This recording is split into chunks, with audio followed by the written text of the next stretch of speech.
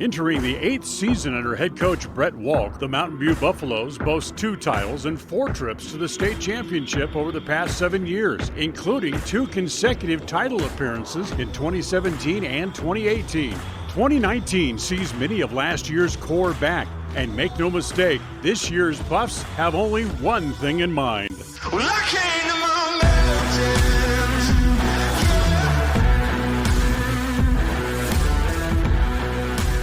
Mountain View football is live for another season on mylocalradio.com. Join us as we take you inside the huddle and across the state as the Bridger Valley's exclusive video broadcast partner. From Mountain View and Lyman to Pinedale, Graybull, and beyond, mylocalradio.com has you covered. With the opening kickoff rapidly approaching, let's head to the booth and join the voice of the Mountain View Buffaloes, Jake Hibbard.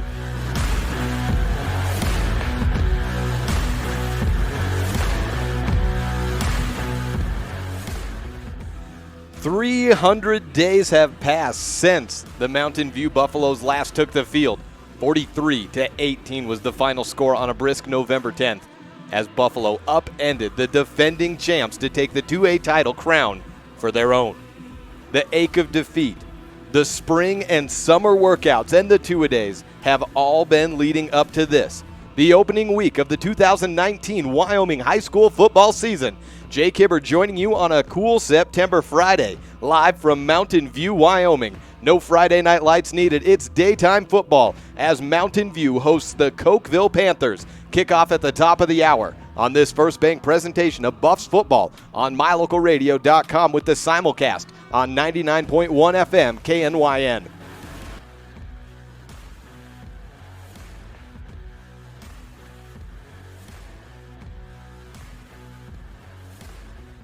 For nearly 45 years, Yeager's Auto Body in Green River has been among the most trusted businesses in southwest Wyoming and beyond. There's a reason why the biggest auto dealers in the area trust their vehicles to Yeager's Auto Body. Owner Justin Yeager and his staff are experts in their field and will deliver on your vehicle's needs. So the next time your car is in need of repair, go see the best at Yeager's Auto Body in Green River at 360 West Flaming Gorge Way, or give them a call at 307-875-2448. Yeager's Auto Body in Green River, proud sponsors of Mountain View and Lyman High School sports.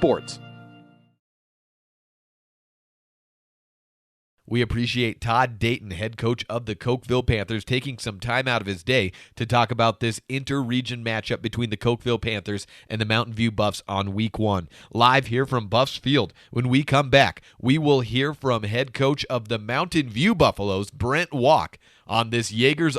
Welcome back to the Yeager's Auto Body pregame show live from Buffs Field as we're setting up for Mountain View versus Cokeville. We appreciate Yeager's Auto Body sponsoring this spot, and if you are in a bind, you got a car bent up, you need to get some repairs done, Yeager's Auto Body in Green River has been among the most trusted shops in southwest Wyoming and beyond for going on nearly 45 years. Go ahead and give them a call at 307-875-2448 or go see them at 360 West Flaming Gorge Way in Green River. When we come back, we'll take a closer look at Cokeville and Mountain View, both these teams meeting up at the beginning of the season. Both teams runners-up in last year's state championship matches at the 1A and 2A level. Should be a tightly contested one here today, and we're looking forward to it. This is the Yeager's Auto Body pregame show live on mylocalradio.com, and this is a First Bank presentation of Mountain View Buffs football. As one of the region's most visited websites, mylocalradio.com is here to serve you. Catch up on local and regional news and information. Buy, sell, or trade your good used items on the radio classifieds.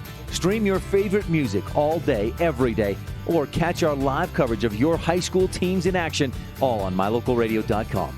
Like us on Facebook so you never miss a giveaway, and visit mylocalradio.com today to stream it all live.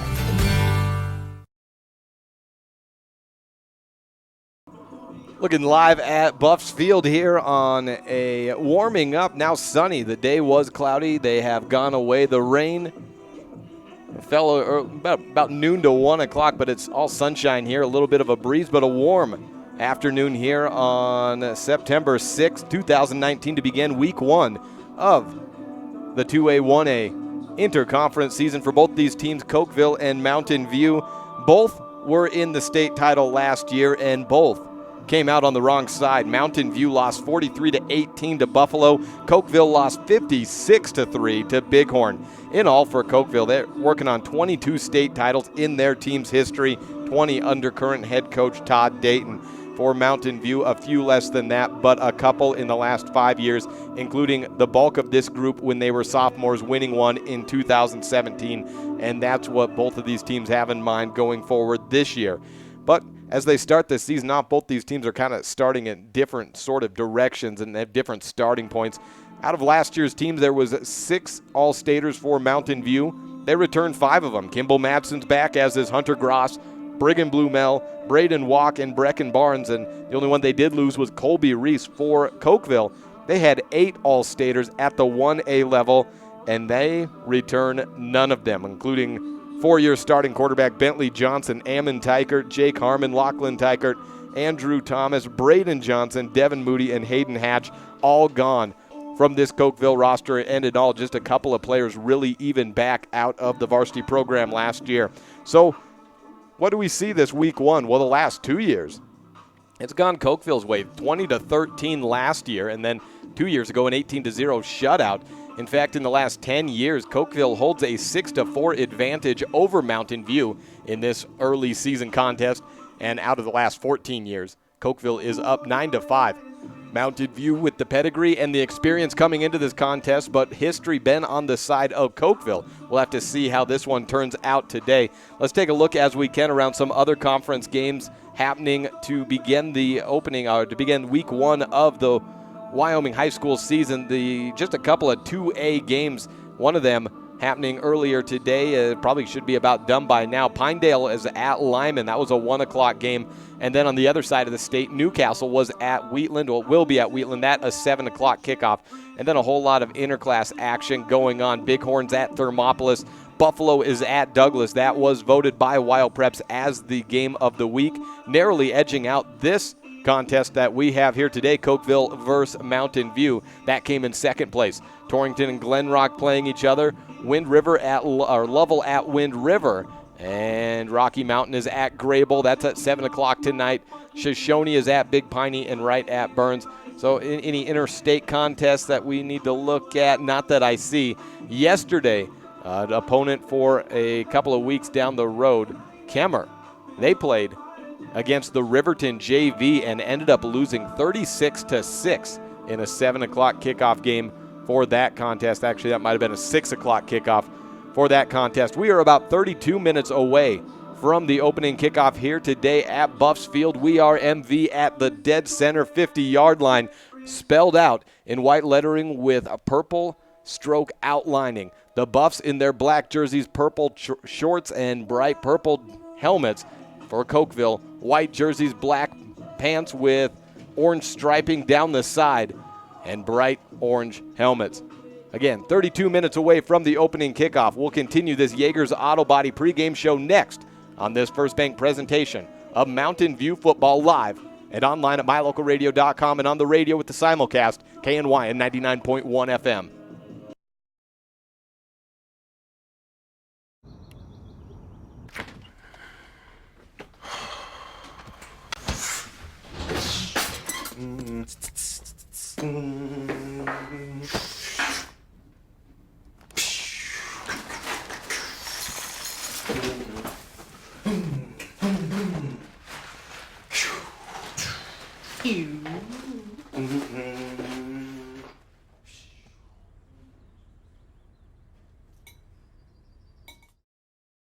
My name is Dr. Micah Pullins. I'm an orthopedic surgeon at Evanston Regional Hospital. I perform total hip, total knee, and total shoulder replacement. The huge majority of patients of mine that have undergone total joint replacement have been dealing with pain and disability for many years. After joint replacement and recovery, patients are back to doing the activities that they want to do.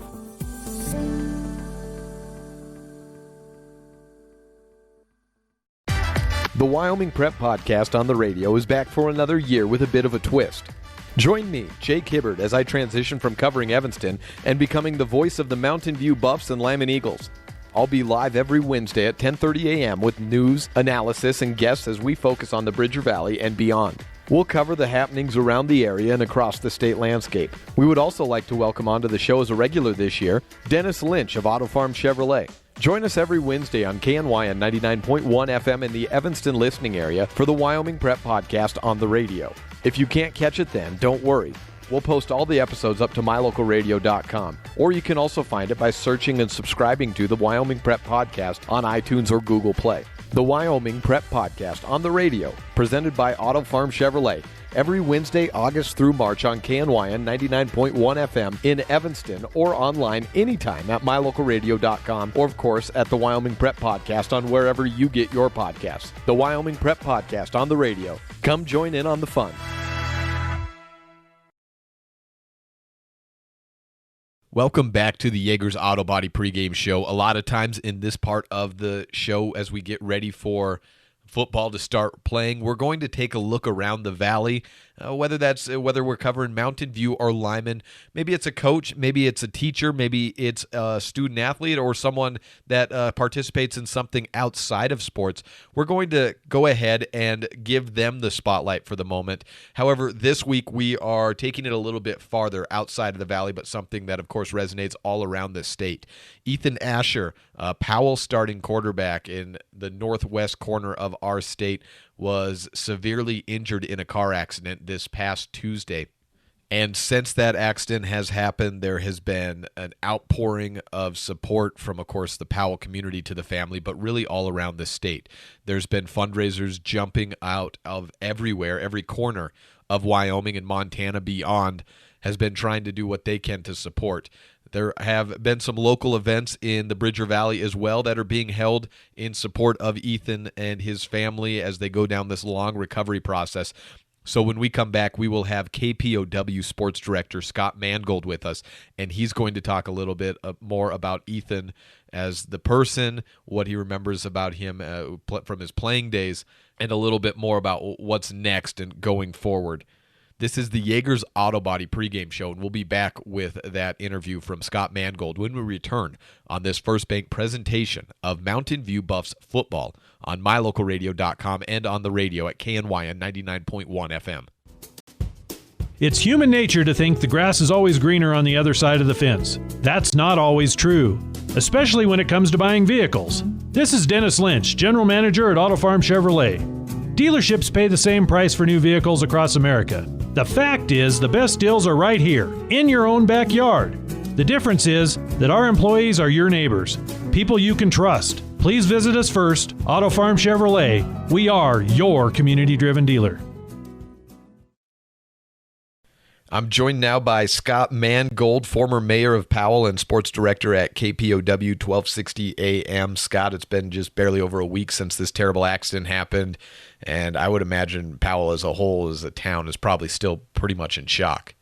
Yeah, it has been a difficult time for the entire town. Of course, when you hear about your starting quarterback being injured, the whole town does evolve around football and football season here in Wyoming, and of course knowing the Ashers, knowing the family, Andy and Tiffany and their group and the grandparents and all that from the Powell Valley. So it's been a little tough for us during this entire time. Also, we had a gal who also was injured in a horse accident. That was Riley Ramsey. She was named for Miss Cody Rodeo for next year. She was also in an accident. Matter of fact, they were in the hospital at the same time. So you really got a double dose of it during that entire week here in Powell. Wow. And you mentioned the starting quarterback going down, and that's just kind of the start of it, because I remember Asher being a high energy, kind of maybe even a little undersized guy out there leading that Powell football team last year, but there's a whole lot more to it. It's just an 18-year-old kid, and you mentioned the accidents that this town has had just in the recent couple of days. What sticks out to you maybe on or off the field to Asher as a person? He was, and of course, a really small quarterback, 5'8", and a lot of people before he became the starter last year saying, "Well, no way he could be a starting quarterback." But he, along with his older brother, who led Powell in tackles the year before last, they're just really hard-nosed football players, and so he used his determination to work his way into being the starting quarterback at only 5'8", but also a big part of the Panther defense, which was pretty good last year, even for a team that only won a couple of games. The defense was on the field most of the time, and he was one of the leaders in tackles as a safety for the Panthers. So, a small town, you get players going both ways, and he never really came out of the game for Powell last year. There's been fundraisers that are kind of popping up around the state. Riverton, I think, raised about $6,000 during that 0-week match. But there's also the Asher Fund. Is that right, on GoFundMe, if people would like to help out the family that is in need that's been started? Yeah, that is one of the funds that is set up through one of the local churches, but there have been just about every business around town has been putting on events. I know that the Shaved Ice people put on an event on Labor Day. Also, all the proceeds from an oil change off Culture Avenue in Powell for one business, and even one of the beauty salons downtown put together a special day where all the proceeds coming up for Friday's game. You got the Powell Valley Healthcare is putting on a tailgate party with all the proceeds from a tailgate party going to the Asher Fund. So there's been a lot of community-wide, but even, you mentioned Riverton, even Natrona, Casper Natrona putting together a 50-50 raffle. They raised over $2,000 for that. And other communities and other football programs, including over in Cody and even up in Columbus, putting together little prayer circles and sending cards and such and posters off to the Ashers saying that those football teams have the Ashers in mind. It's just been an outpouring not only in Wyoming but also up in Montana. People are really affected by this with that accident. That's Scott Mangold of KPOW in Powell. Thank you for your time, and we hope for good news and healing as this obviously terrible accident continues to affect the community. Well, and also, it's just a message. Parents, tell your kids to use seatbelts. We always say that so many times to them, but just make sure that they're doing that. I think maybe we could have avoided a lot of this if seatbelt was being used. It doesn't hurt to just mention it to your kids, okay? Absolutely. Scott, thank you. You bet. Thank you. Thank you to Scott Mangold of KPOW 1260 AM for joining us to talk a little bit about Ethan. And, of course, if you would like to donate that Asher Fund on GoFundMe, that's one that's kind of out in front and easy to find online. And, of course, as always, just as Scott said, tell your kids to be safe out there on these roads. Next up, we will move on to the coaches portion of today's pregame show, brought to you by Yeager's Auto Body. You're listening to a First Bank presentation of Mountain View Buffs football, live and online at mylocalradio.com and on the radio at KNY 99.1 FM. Your mobility affects every aspect of your life. When you suffer from an injury that decreases your mobility, or maybe you're just noticing that you're having a harder time balancing and your flexibility isn't what it used to be, call Randy Christofferson at Achieve Sports Medicine. Randy will work with you to improve your overall health by reducing pain and improving mobility. Schedule your appointment today by calling 307-747-4627. Achieve Sports Medicine in Lyman. No excuses, just results. Because of you, I felt hopeless. I know it was a joke, but it still hurt me. Because of you, I felt wanted and not alone in this world. Because you said hi to me on the first day of school, I felt included, and I knew that I was going to be okay.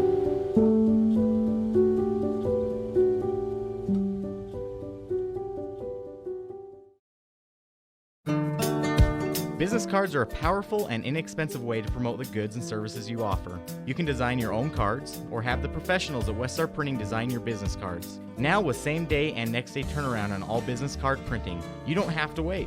Get your business cards today. Professional quality, inexpensive prices, and quick turnaround. Visit West Star Printing, 243 7th Street in Evanston, across from the library. West Star Printing, 307-789-5202.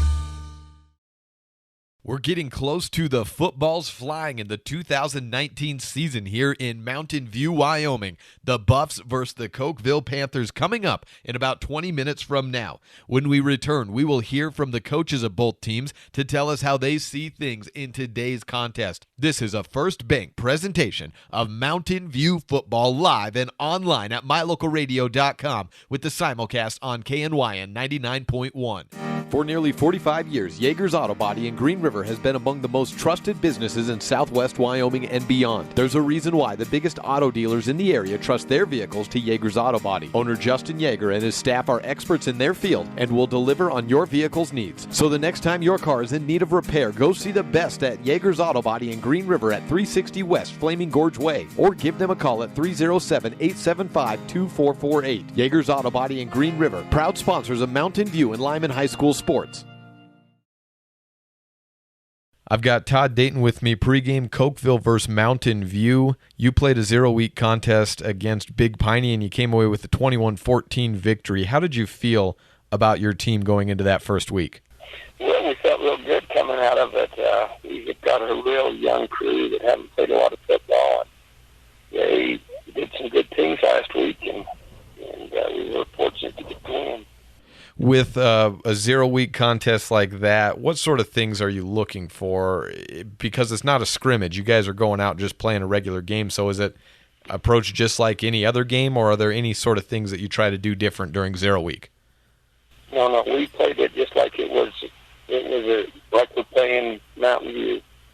We game planned. We did everything we could so we could be ready for this week. Well, we are getting into that week one, and it's an annual meeting between Mountain View and Cokeville. This has been going on quite a while for that opening week at least, and even then farther back playing in a non-conference meeting. How did that all get started for you and Mountain View playing contests against each other? I'm not sure. We've just always played, and it's been a great game.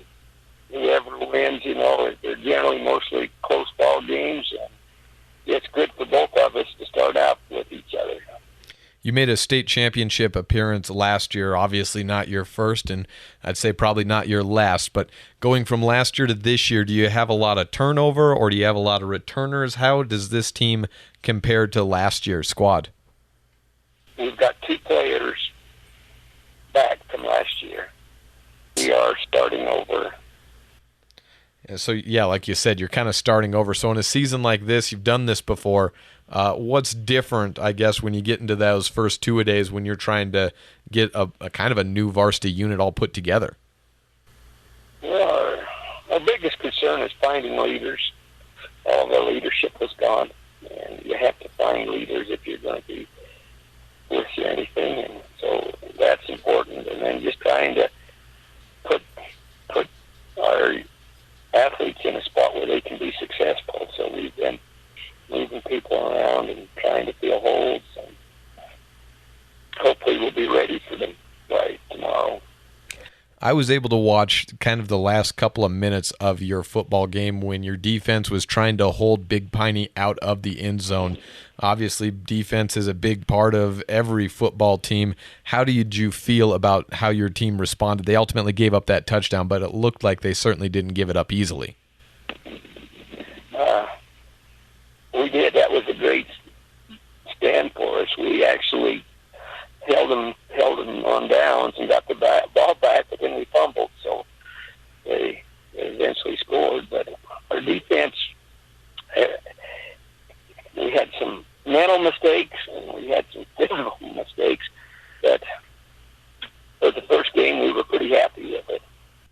That's head coach for the Cokeville Panthers, Todd Dayton. Thank you so much for joining us. Thank you.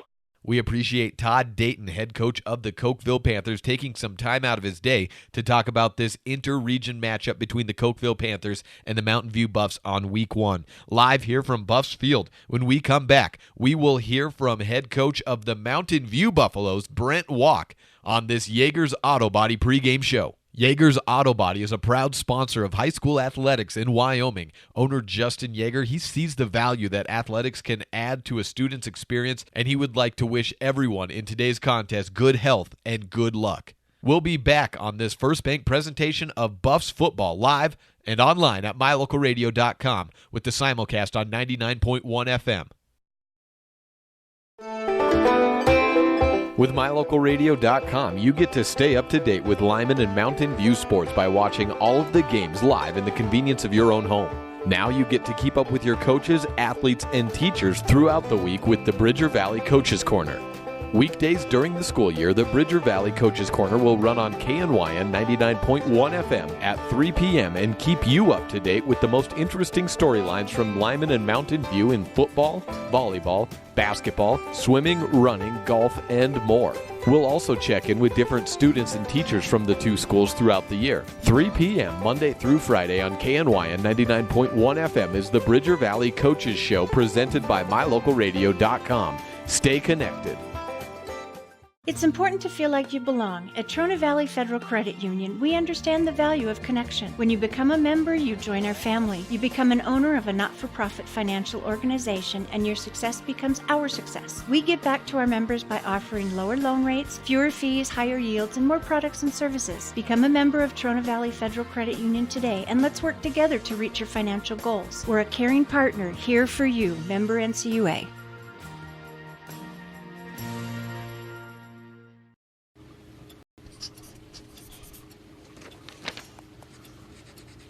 If you love them enough to relearn math so you can teach them math, then surely you'll check nhtsa.gov/the-right-seat to make sure they're correctly buckled in the back seat. When you have any mechanical problems, always think of Reese Auto Service in Lyman first. Doug and the mechanics at Reese Auto Service work on everything from your lawnmower and snowblower to cars, trucks, farm and ranch equipment, and semis. You can also get tires for anything you need at Reese Auto Service. Always visit Reese first. You'll get great pricing and quality-friendly service. Reese Auto Service, 541 Highway 413, Lyman. Are you ready for the 2019 football season? Well, we are nearly there. When we come back, we will hear from head coach of the Mountain View Buffs, Brent Walk, to close out this Yeager's Auto Body pregame show live on mylocalradio.com. This is a First Bank presentation of Mountain View Buffs football on the airwaves and online. The best place to stay when you're in Casper, Wyoming is the Come On In Hotel and Suites. This beautiful log hotel offers 5 hot tubs, 1 pool, a fitness center, and fabulous indoor atrium. Offering jacuzzi and fireplace suites, the guest rooms are comfortable and relaxing. Plus, every stay includes a delicious extended continental breakfast. Whenever you're in Casper, stay at the best place. Come On In Hotel and Suites. Come on in today. Come On In Hotel and Suites, Casper. I've got head football coach Brent Walk with me. Before we look ahead to the game at hand, let's go back and look at the 0-week competition that you had, the scrimmage against Green River. Let me know what you saw out of it, how you felt, and breaking down everything, how you assessed the contest. You know, after we went down and broke down the film and really looked at it, probably, across the board would go to a B, maybe, if we're giving ourselves a grade. Performance-wise, as a B to a B+. Defensively, we did some really, really good things. Guys were flying around. We were pretty physical, and we're going to hang our hat on that, playing fast and physical on the defensive side. Offensively, we were very methodical, and we were just going down the field, and we missed some reads. So, it wasn't perfect, but it was a good thing for our guys. We came in on Monday and watched the film, so it was a great learning experience for us. The Cokeville Mountain View game has become a staple of the beginning of the season, and regardless of classification, Cokeville has proven to be about as tough of a competitor as you can get for an opening week contest. What is it about them that makes them so tough? You know, obviously they have a huge tradition there. Coach Dayton is probably one of the greatest coaches, not only in Wyoming, but in America. But, you know, honestly, Jake, our focus this week is we're worried about Mountain View. I mean, it is what it is. You know, we talk about faceless opponents, and right now they just happen to be wearing orange helmets. So, you know, one of the things we're talking to our guys about already, and they're completely bought into it, you know, that we're focusing day by day, and it really doesn't matter who we play. You know, if we play Mountain View football, for a team to beat us, they're going to have to be a dang good team, and they're going to have to play very well. Well, I've seen a couple of games of Mountain View Cokeville to start off the season, and let's go back to last year for a second. If you could take some things from last year that didn't go right to get that victory that could go right this year, where do you think your team could be a year older, a year wiser into the season in week one? Yeah, that's a great question. You know, we talked to our guys. You know, we threw some numbers on the board last night or in our meeting, and one of them was 9-2. So we went 9-2, and in the two losses, we had 12 turnovers in 2 games. So we're talking about taking care of the ball. Mountain View doesn't beat Mountain View.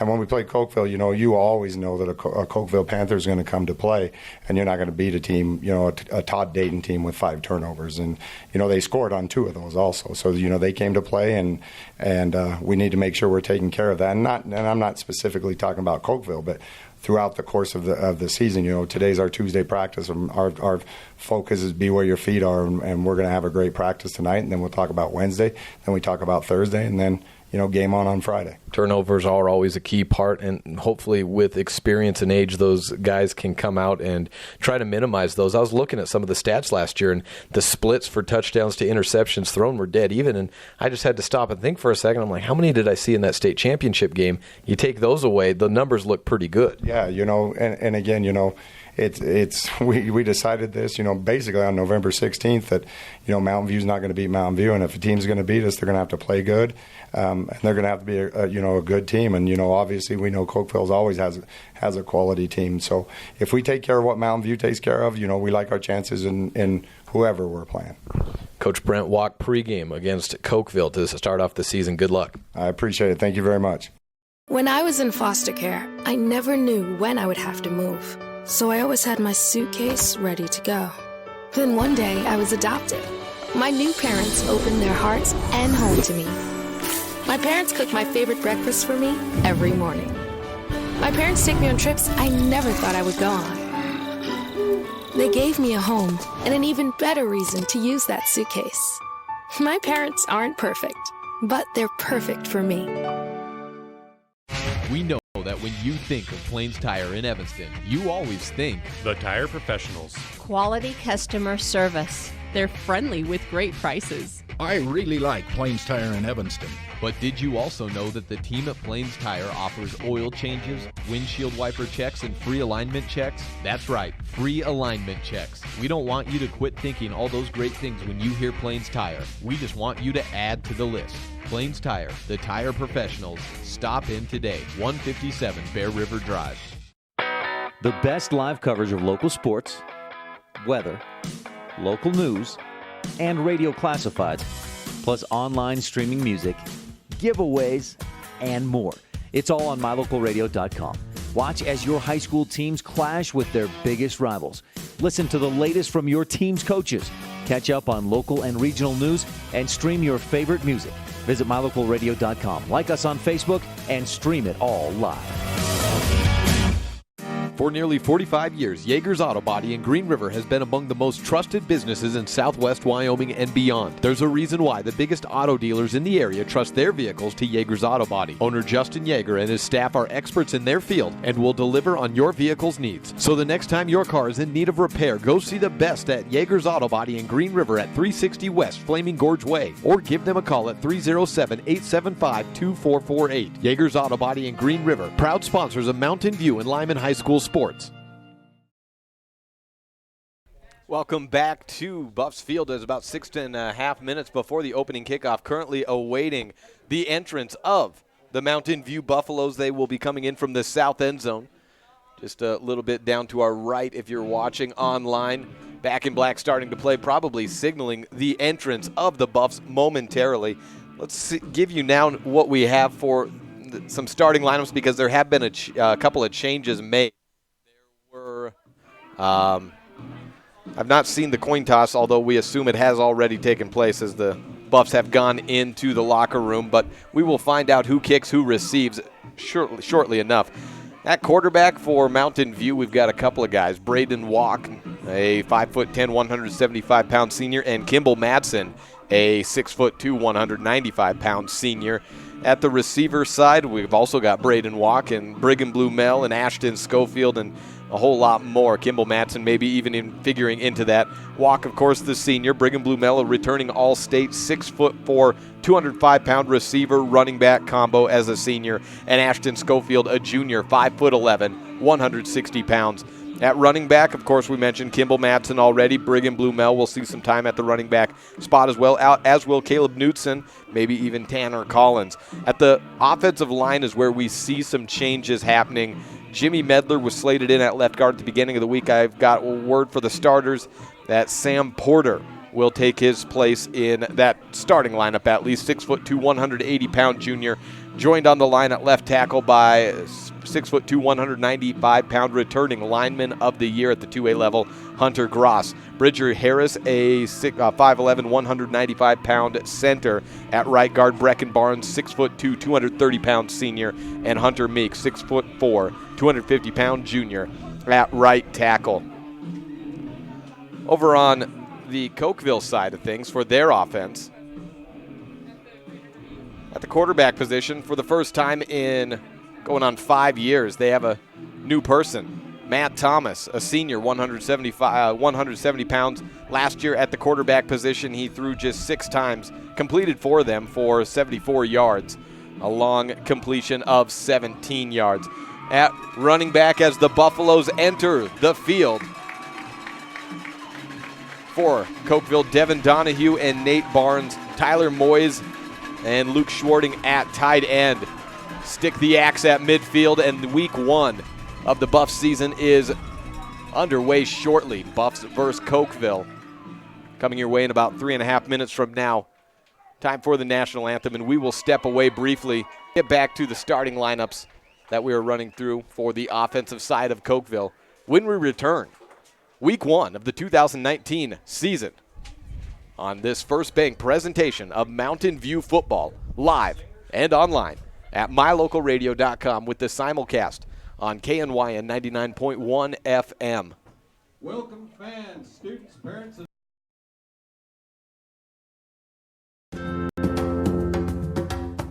Do you like following your Mountain View and Lyman athletics when you can't make it to the game?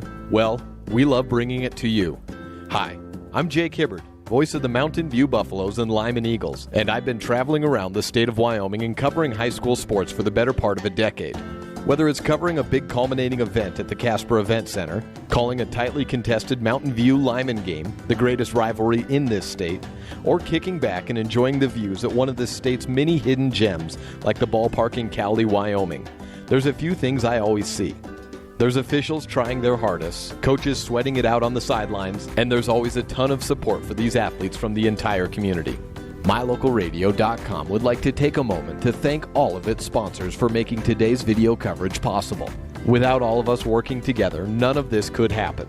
If you would like to support our future video broadcasts of Lyman and Mountain View sports, there's a few ways you can let us know. The first is, you can call our home office in Evanston, Wyoming at 307-789-8116 and let them know that you would like to know more about how you can become a sponsor of Bridger Valley Sports. The other is, you can just come up to me before or after a game and ask for more information. We've got a lot of different tiers of sponsorship, and we'll find the perfect one for you.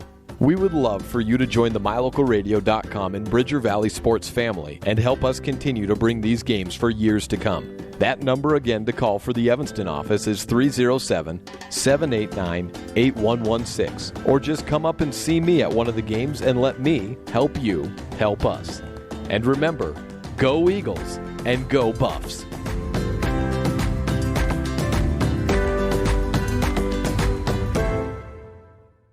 Because of you, I feel not alone in this world. And you let me know that it only takes one person to make you feel wanted.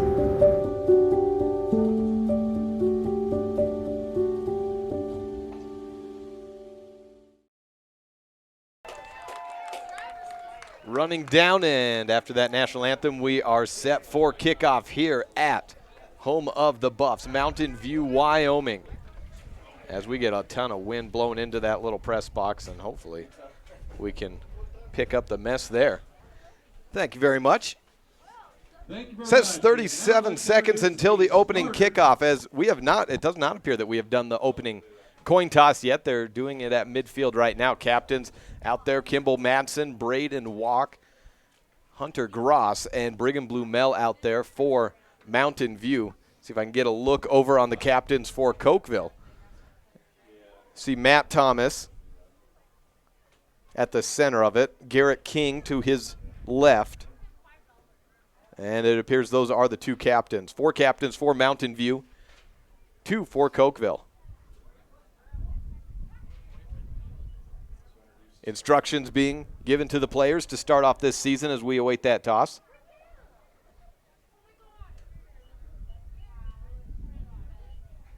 Cokeville with the call.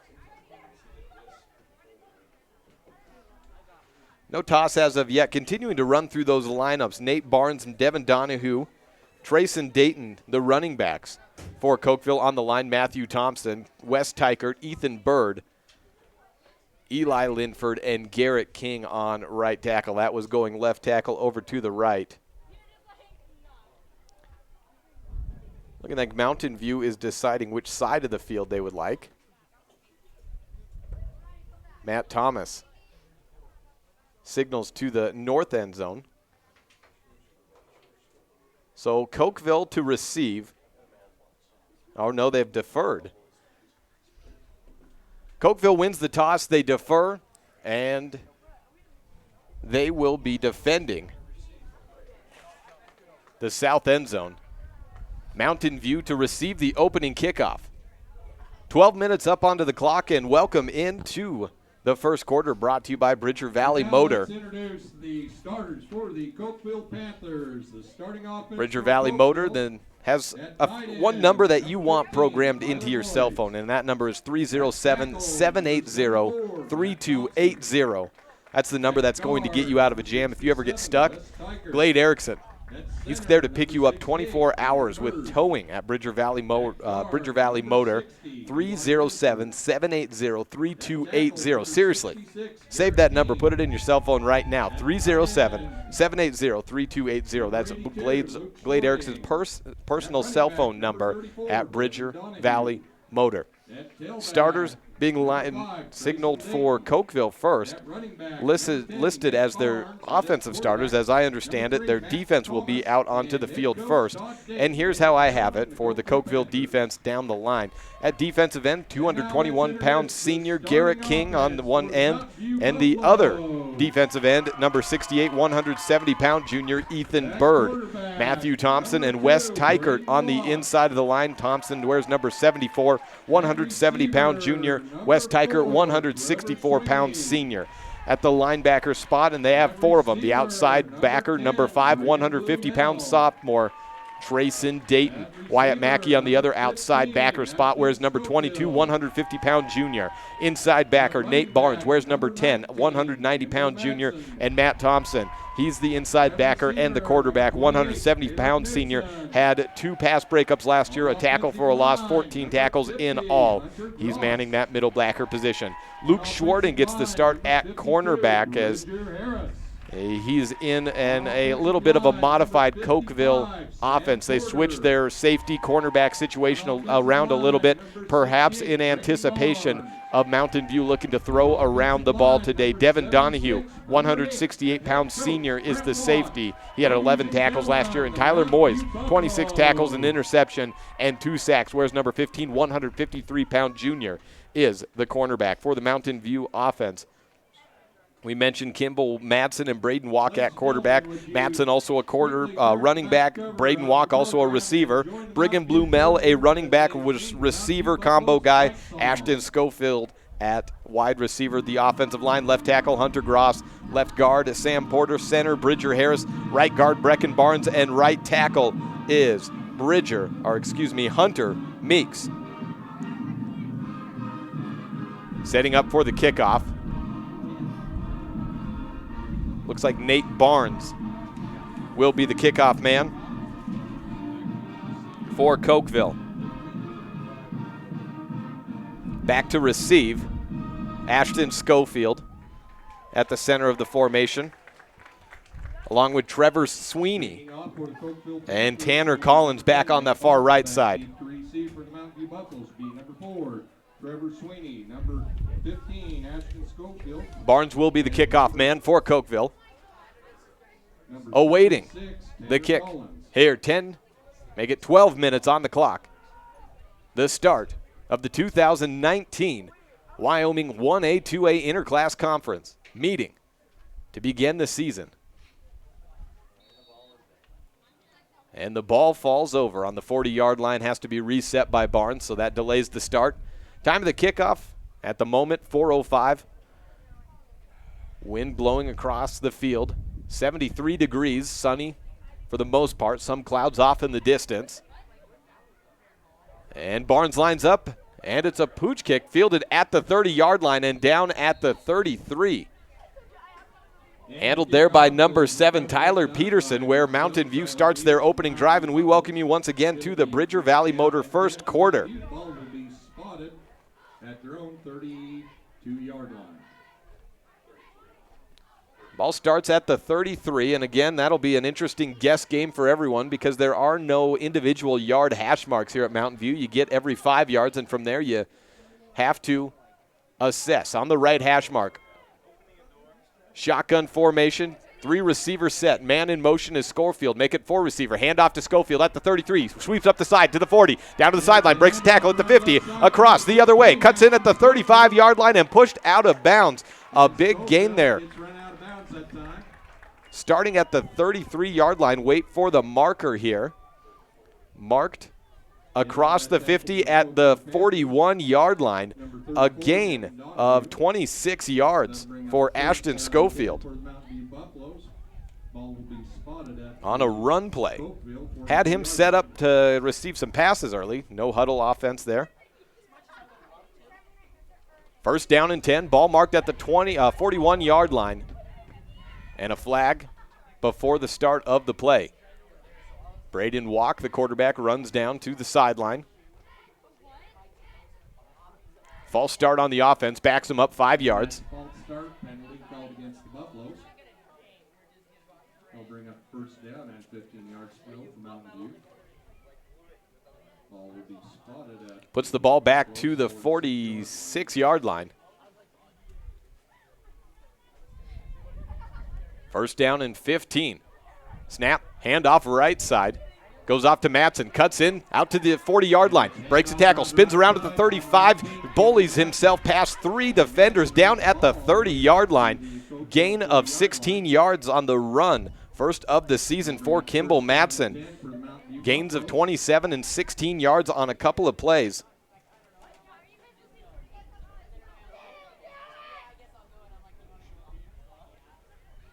No huddle formation, Walk. Ball spotted at the 30. Pitch left side, it's a keeper by Walk. Gets outside the tackles to the 25, stiff arms inside to the 20. Close to a first down yardage as he is bullied out of bounds.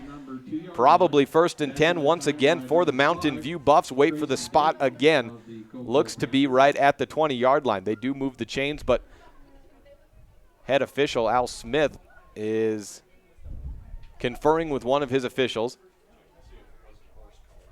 Possibly a penalty. And there is no penalty called. Ball marked at the 20-yard line. Gain of 11 for Ball's on 20-yard line. Walk. First down and 10. Man in motion. Handoff fake to the left side. Keeper by Walk. At the 15-yard line, spins and taken down inside the 14-yard line. First play for Mountain View, that is not a first down. Second down and about 4 yards on a gain of 6. 6 yards on play, second down and 4 yards to go for the Mountain View Buffaloes. So far, it's been all run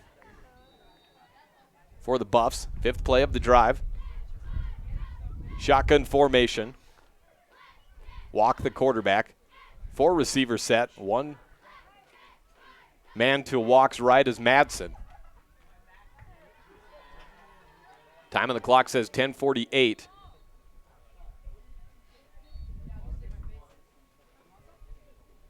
First quarter brought to you by Bridger Valley Motor. Walk, pitches right side to Madsen. He dives in inside the 10-yard line, close to the 5, maybe stopped just a yard shy. On second down and 4, they get the first. Pickup of 9 by Madsen.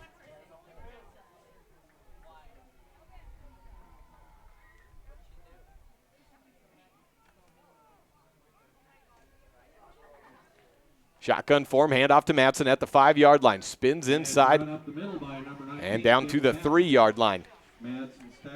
Tackled there by Wyatt Mackey. And ball marked at about the 3-yard line. Second down and goal, gain of 2 for Kimball.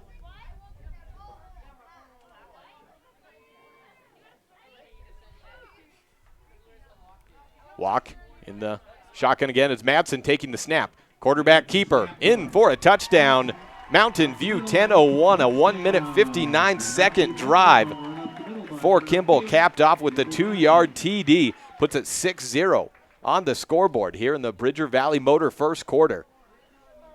And Mountain View running no huddle just about the whole way and going no huddle for the extra point. Already set up T. Picola for the point after.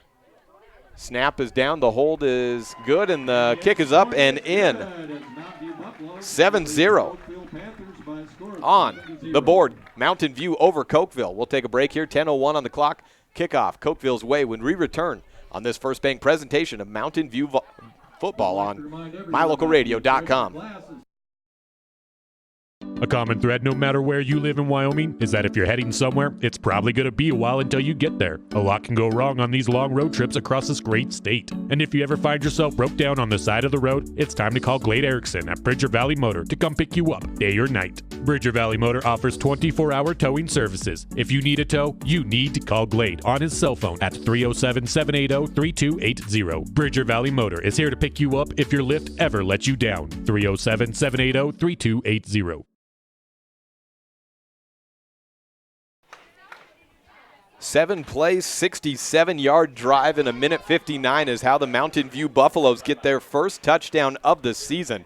T. Picola with the point after and set to kick off to Cokeville for their first opportunity of the official season.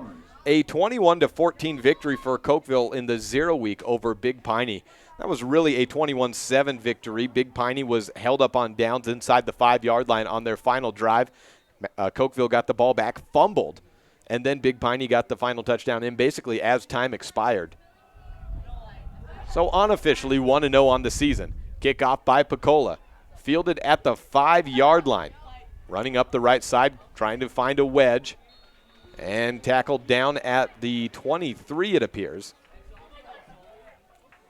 And kickoff returned that time by number 34, Devin Donahue. It was Devin Donahue with the kickoff, fielding. And the drive starts at the 25-yard line. So 75 yards to go. 9:55 in the Bridger Valley Motor first quarter. First play, run up the middle by Donahue. A good one out to the 31-yard line. Gain of 6 yards for Donahue. Second down and 4 to go. Yeah, maybe 4.5, 5 yards. Ball marked at the 31-yard line, so yeah, gain of 6 and second down and 4. Again, no hash marks here at Mountain View, so a little bit of guesswork going in to those fielding spots. From our vantage point, T formation under center. Thomas keeps it, looks out to his left. Nowhere to go, stuffed up by the run, and a sea of black and purple is all he sees. Does get a little bit of yardage, though. Ball marked at the 34-yard line. Gain of 3 yards on the keeper by Thomas. Brings up third down and 1 to go. Ball marked at the 34-yard line. Starters on the defensive line for Mountain View, Hunter Gross and Bridger Harris on the ends, Brecken Barnes and Hunter Meeks in the middle. T formation. Thomas looks out right side, handoff, and pushed back. And there's handoff around the right side. Waiting to see who that went to. Went to Nate Barnes, number 10. And it's 4th down and 1, a no gain on 3rd and 1. 52, Bridger Harris of the Mountain View Buffaloes. Make it 4th down and inches as they give him about half a yard, maybe a measurement called. No measurement, half yard to go, and Cokeville showing punt. Mountain View not quite buying it. Braden Walk takes about a half step back, and then a timeout called. 8:12 on the clock, 7-0 in the Bridger Valley Motor first quarter. On this First Bank presentation of Mountain View football, live and online at mylocalradio.com and on KNYN 99.1 FM. Super kids deserve super care. Experience the difference with board-certified pediatricians Alan Brown, MD, and Bird Gilmartin, MD, at Uinta Medical Group. Whether it's tracking your child's overall health at Well Child Checks or helping your little ones feel better when they're sick, Dr. Brown and Dr. Gilmartin are here to help your child grow, learn, and thrive. Schedule an appointment with Dr. Brown or Dr. Gilmartin by calling 307-789-WELL 9355 or visit evanstonanytime.com. Mountain View and Cokeville underway here, and Mountain View, Wyoming, Cokeville with a 4th and inches situation in the T formation. Ball marked on their own 34-yard line, just a hair shy of the 40. And the man in motion, quarterback keeper by Thomas, up the middle. Looks like he got the push on 4th and about half a yard. He was brought down at the center of the line and marked at the 40.5-yard line, so he gets that 1 yard needed, and first down, Cokeville. That'll be just enough for first down for the Drive continues for Cokeville, and a situation where if they had been stuffed up at the run, it would have been a quick trip probably for Mountain View to go down and score. Mentioned the starting defensive line. The linebackers, we'll get them right now. Kimball Matson and Caleb Knutson for Mountain View. First play, pitch right side, and flags fly all the way around. And nowhere to go outside the tackles for the running back of Cokeville, Nate Barnes on the attempt. He's tackled that time by stopped at the line of scrimmage. Hunter Gross with the tackle. And waiting for the call of the flag. Flag on the field. Cokeville backing up.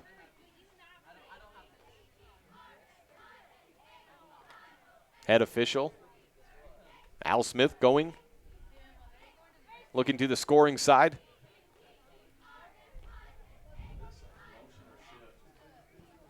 Illegal shift for Cokeville. Puts them back to the 30-yard line. First down and 15. T formation in the shotgun. Thomas awaits the snap. It's a low one. Looks to his right. Keeper. And at the 30-yard line, he gets spun around by the tackle. A flag comes in there. That's probably face masking. Hunter Meeks was in the neighborhood of the tackle. Not sure if he's the one who brought him down or got him by the face mask. Should move Cokeville up despite the no gain. Unless the flag is picked up.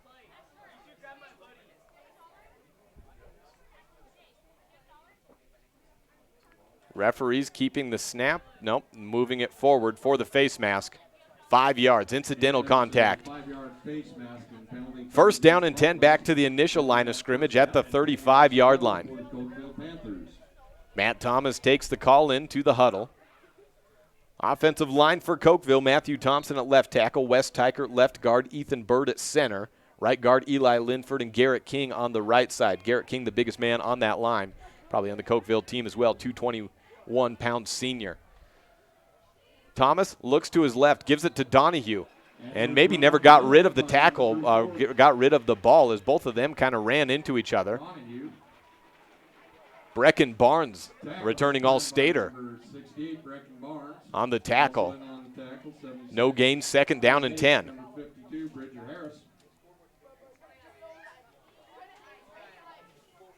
Out of the formation is Luke Schwarting for Cokeville. He heads to the sideline. 2nd down and 10, ball at the 35-yard line.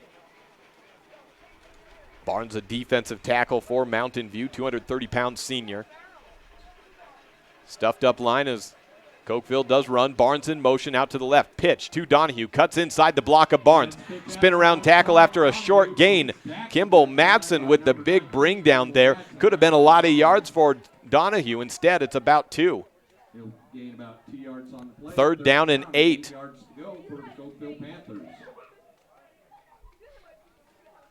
Had Barnes moving in motion. And initially a good block that Donahue cut to his right inside, outside the left tackle hash marks. But Madsen came out of nowhere with a ferocious tackle spinning around to bring down Donahue and put up 3rd and 8. Ball marked on the 37-yard line. Thomas under center. Rolls out to his right. Pressure coming. Scrambles to the outside. Gross from behind and thrown away. A hurry from Hunter Gross, the lineman of the year from 2018. Puts it at 4th down and 8. The first pass of the game goes for naught by either side. Mountain View and Cokeville. That's the first time we've seen a rollback and try to pass. Not a whole lot of time with that big Mountain View line barreling down after Thomas. Ball marked at the 37-yard line, Cokeville's own.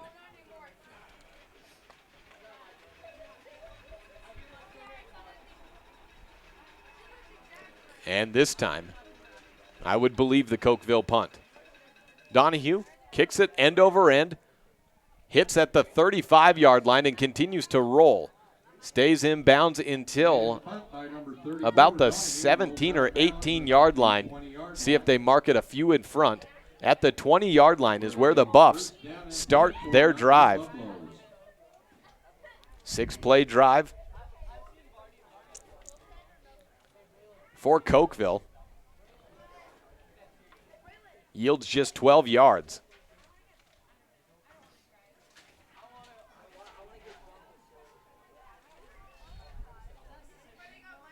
Mountain View at their left hash mark, own 20-yard line. Walk and Madsen behind center. 4 receivers, 2 on either side. Walk the quarterback. Madsen splits out left into motion. Looking out and overthrowing Brigham Blue Mel at the line of scrimmage on 1st down. First pass for Mountain View also goes for naught.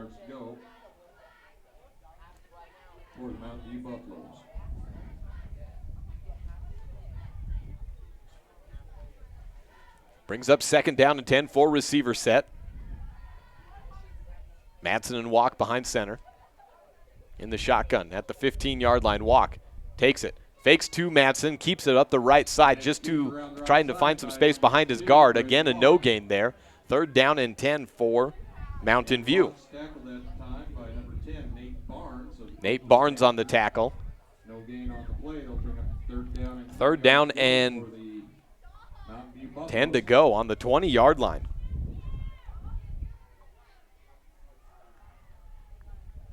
Shotgun form, 4 walk, 4 receivers. Madsen to his left. Looks out right, airs it out. Has a man downfield. Double coverage, though, picked off at the 45-yard line by Schofield. He cuts in at the 30, breaks a tackle at the 25, and barrels forward to the 22-yard line. An interception from Walk. Intended receiver there for Mountain View was number 4, Trevor Sweeney. That gives Mountain View an interesting defensive predicament. They turned the ball over 5 times against Cokeville last year in the home opener in a 20-13 loss.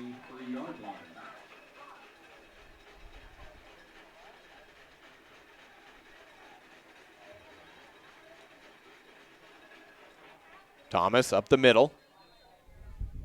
Pushing forward from the 23-yard line to about the 20. And it's run up the middle by number 3, Thomas. Thomas, quarterback keeper. 4-3 brings up 2nd down and 7. About 3 yards on play to bring up 2nd down, 7 yards to go for the Cokeville Panthers.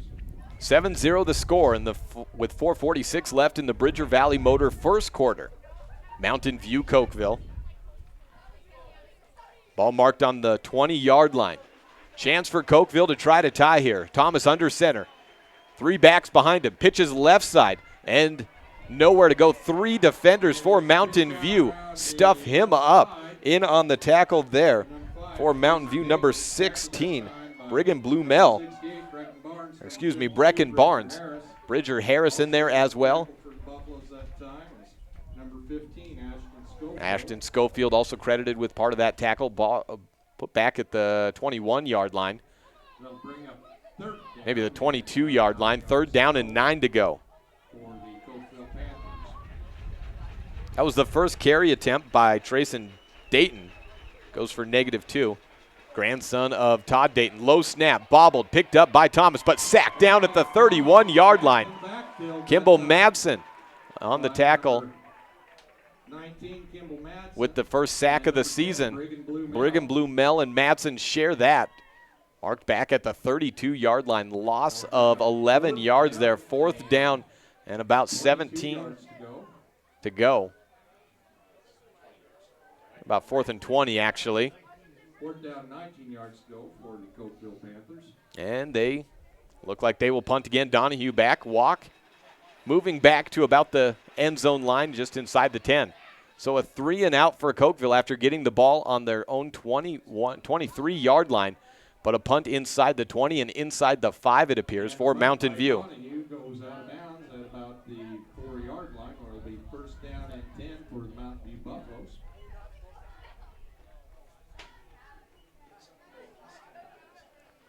Puts the ball at the 4-yard line for Mountain View.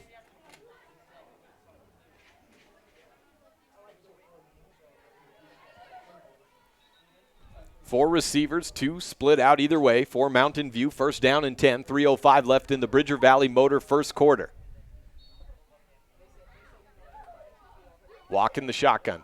Snap goes up left side. Walk looking for some running room out to the 5, to the 10, to the 15. Off to the races. Cuts in at the 20, out on the left sideline, and brought down at about the 23-yard line.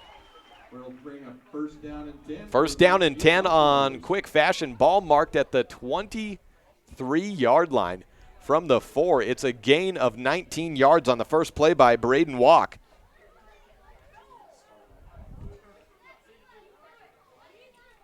Walk with a good running day. Pitch out left side. Read option. Madsen breaks a tackle in the backfield and tripped up at the 29-yard line.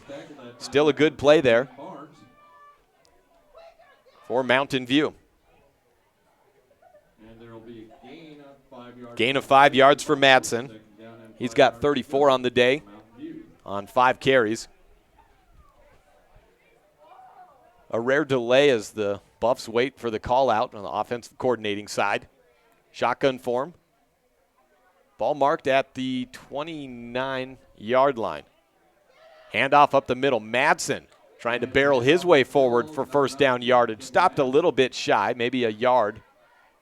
And Madsen's tackled that time by Tackled down at the 34-yard line. Gain of 3. And it is just enough. Make it a gain of 5, actually, for Madsen.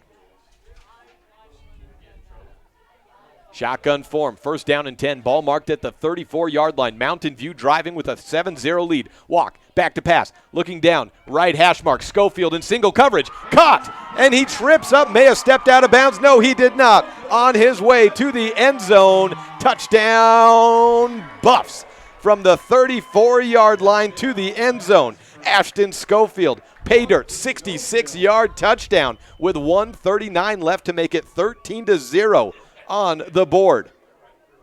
66 yards to the end zone. Schofield gets the first catch of the year for Mountain View. Walk through an interception and had 1 incompletion. The 3rd is good, and we are at 13-0 with T. Picola lining up for the point after 1:39 left in the Bridger Valley Motor first quarter. Kick is up, and it is good just to the right of that left bar. A 96-yard drive for Mountain View, 1:39 left in the first quarter. Back with more of the Bridger Valley Motor first quarter next on this First Bank presentation of Mountain View Buffs football on mylocalradio.com. The Central and Midwestern U.S. averages more than 850 tornadoes each year. And lately, the number of floods has been rising in the region, too. So chances are, there will be more twisters and floods near here again. And between school, sports, and social lives, chances are you won't be with your kids when it happens. Will they know what to do? Ready.gov/kids has all the educational tools and information to make the conversation easy. When the time comes, chances are they'll feel prepared, not scared. So talk with your family today. 66-yard touchdown pass from Braden Walk to Ashton Schofield. Breaks this game open at 14-0, 1:39 left in the Bridger Valley Motor first quarter. And we mentioned that number. Let's give it to you one more time. 307-780-3280. That is the number to call if you ever need a tow. Glade Erickson is there for you 24 hours a day wherever you need it in Wyoming. If you get caught on your way home from one of these Buffs games, put that number into your phone right now, 307-780-3280. T. Picola set to kick off from the 40-yard line. Mountain View with a 14-0 lead late in this first quarter. Cokeville won the last couple of years. Mountain View looking for a little bit of revenge. Picola hesitates and then balks on the kickoff. And their Mountain View will reset. Looked like he heard a whistle, and I'm not sure if that was an inadvertent one from a ref or someone in the crowd, but here we go. Try it again. Picola kicks off. It's a good one down to about the 10-yard line, fielded by Donahue. He moves into the middle, runs through a wedge at the 25-yard line, maybe to the 26. He's brought down for Cokeville to start their drive. Likely the last drive of this first quarter.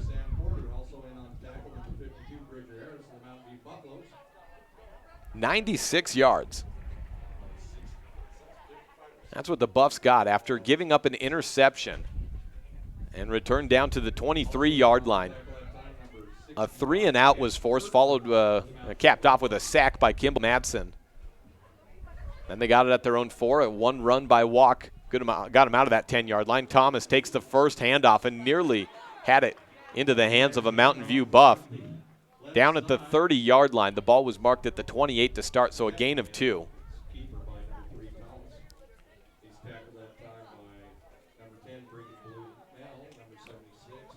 Second down and 8, clock ticking down, close to a minute left in the Bridger Valley Motor first quarter.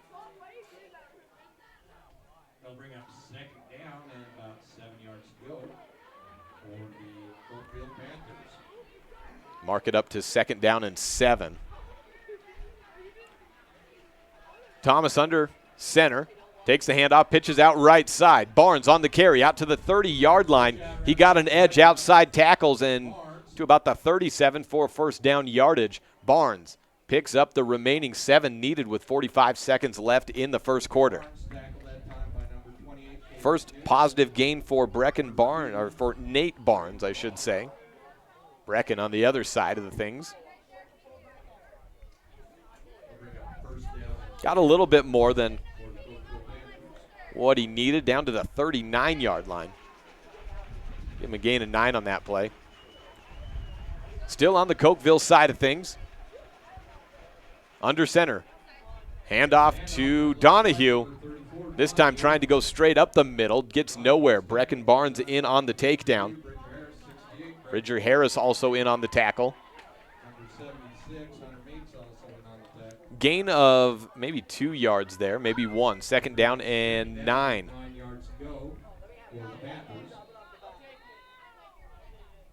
And that's the end of the first quarter.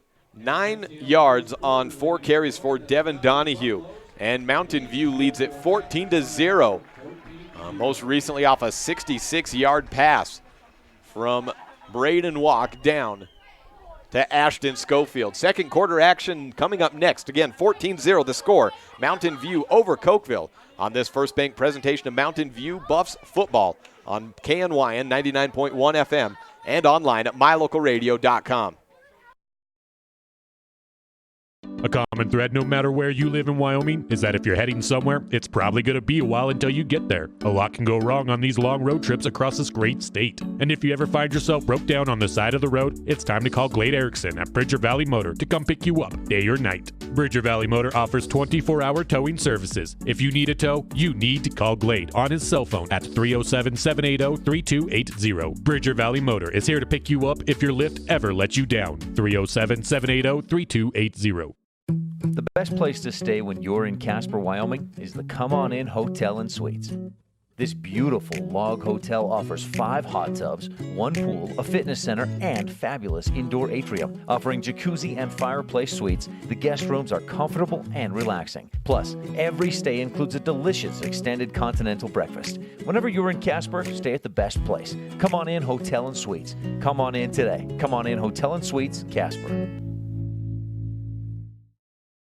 Well, you hate when this happens. You take a 1-minute break at the end of the quarter, and they get started right back up, and a big play goes for a turnover, a gigantic gain from the 41-yard line down to the opposing 26-yard line. If for Nate Barnes, it would have been a 33-yard gain. Well, it was, but then he fumbled it, and Mountain View picks it up, so they get the ball back. First down and 10 for the Buffs. So a 33-yard gain by Barnes and then a fumble ends the drive. Walk with the ball, takes the handoff, gives it off to Schofield. He rushes forward from out of the motion, going from right to left out to about the 26-yard line. Gain of 3 there. They pick up the 3 yards on the play. 2nd down and 7 yards to go for Mountain View Buffaloes. Brings up 2nd down and 7. Schofield's 2nd run of the day. He has 30 yards on those 2 carries. Walk behind in the shotgun. Hands off left side to Madsen at the 30-yard line. He pushes out forward past the 35 and out of bounds down the left sideline. Madsen gets a good gain, but flags come in, perhaps holding there to bring him back. Ball temporarily marked at the 35-yard line, but I think they're discussing the spot of the foul on a Mountain View blocker.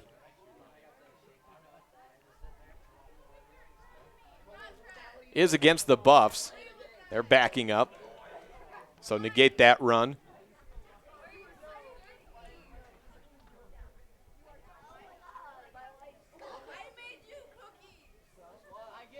Braden Walk at quarterback, 1 for 3, blocking the back called. No mics on the refs there, so won't get a number.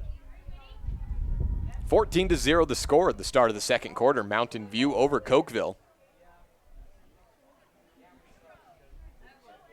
Kimball Madsen, 6 carries, 39 yards, taking away that most recent carry. That's pushed back from the block in the back.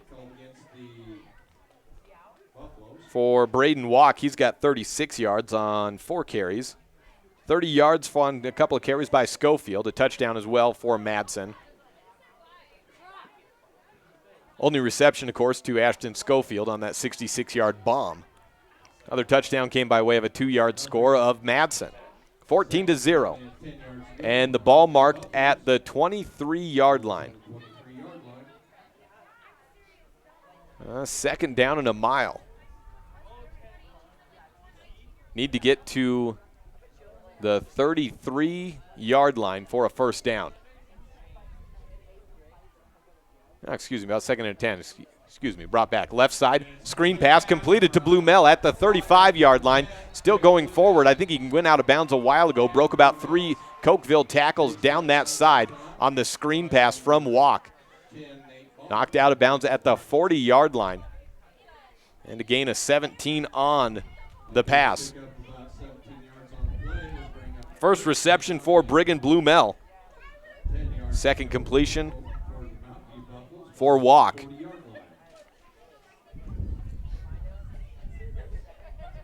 First down and 10, ball marked on Mountain View's own 40-yard line.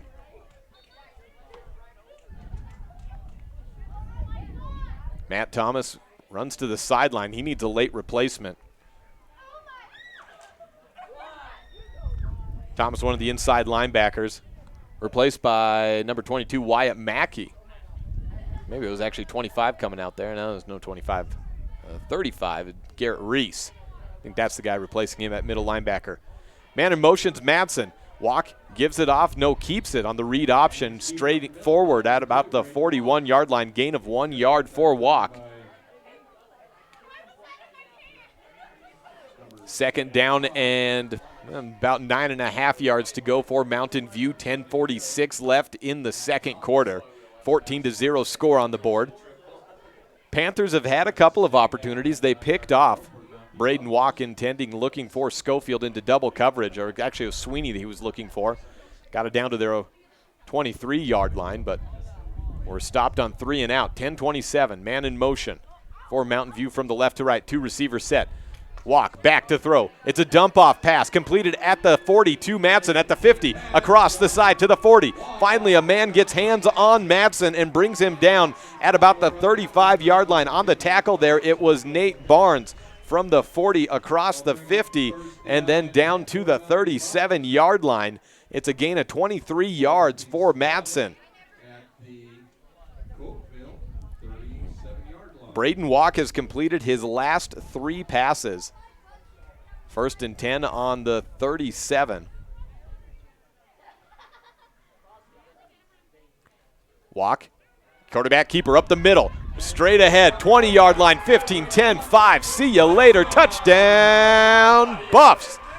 36, make it 37-yard run for the score by Braden Walk. And the Buffs go up 20-0 with 9:52 left in the second quarter. 4-play drive for Mountain View, and Brigham Blumel was the read option man out to the right side, and that's where every single Cokeville defender seemed to go. Walk just had to speed his way forward.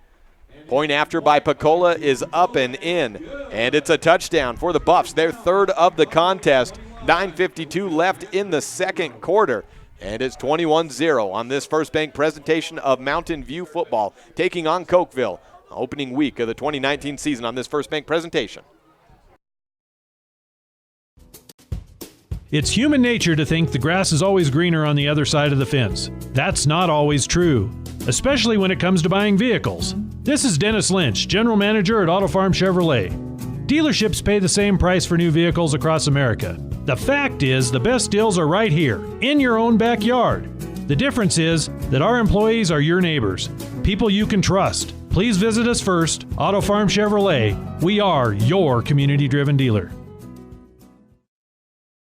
We're here to help strengthen our community. Yes, that's right. At Trona Valley Federal Credit Union, we take pride in belonging to our community. We encourage people of every race, gender, and belief to come together and give their all towards the betterment of our community. It's about people helping people. When you join our credit union, you also join a movement. At Trona Valley, we are thankful for our members, member NCUA, trust NCUA, a credit union system that is safe, sound, and secure.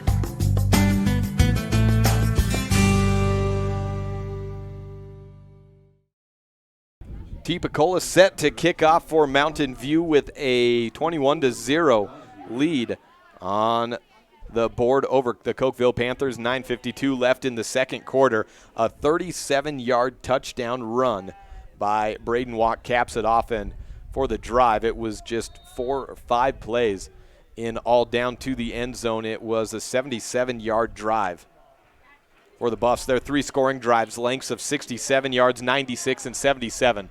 Kickoff fielded at the 5-yard line by Barnes. He's got a hole up the middle. Sprints forward to about the 23 where he's brought down by the ankles. First down for Cokeville. So far their drives haven't worked out so well. They've got a punt, a 3-and-out punt, and a fumble on a big gain. That was their biggest play so far. Nate Barnes with a 33-yard run, but then he went and lost it. Lost the ball at the end of that play, and Mountain View took over right there at their own 23 where they just most recently scored the football. 9:44 where they take over on their 4th drive of the game.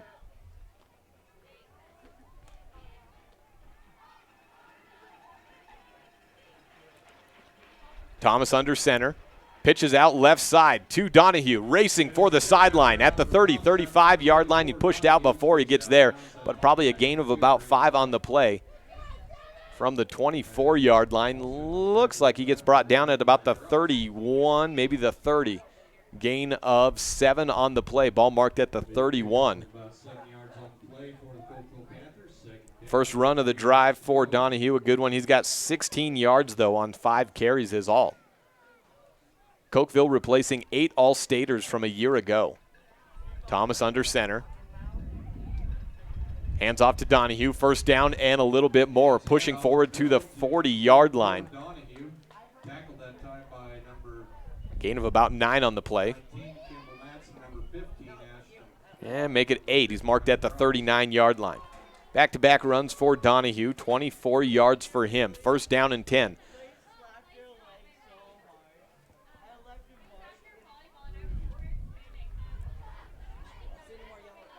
Ball on the 39-yard line. Matt Thomas in the shotgun. Runners either way. And a handoff right side. Nowhere to go. Man on top of the pile for Mountain View. Hunter Gross there.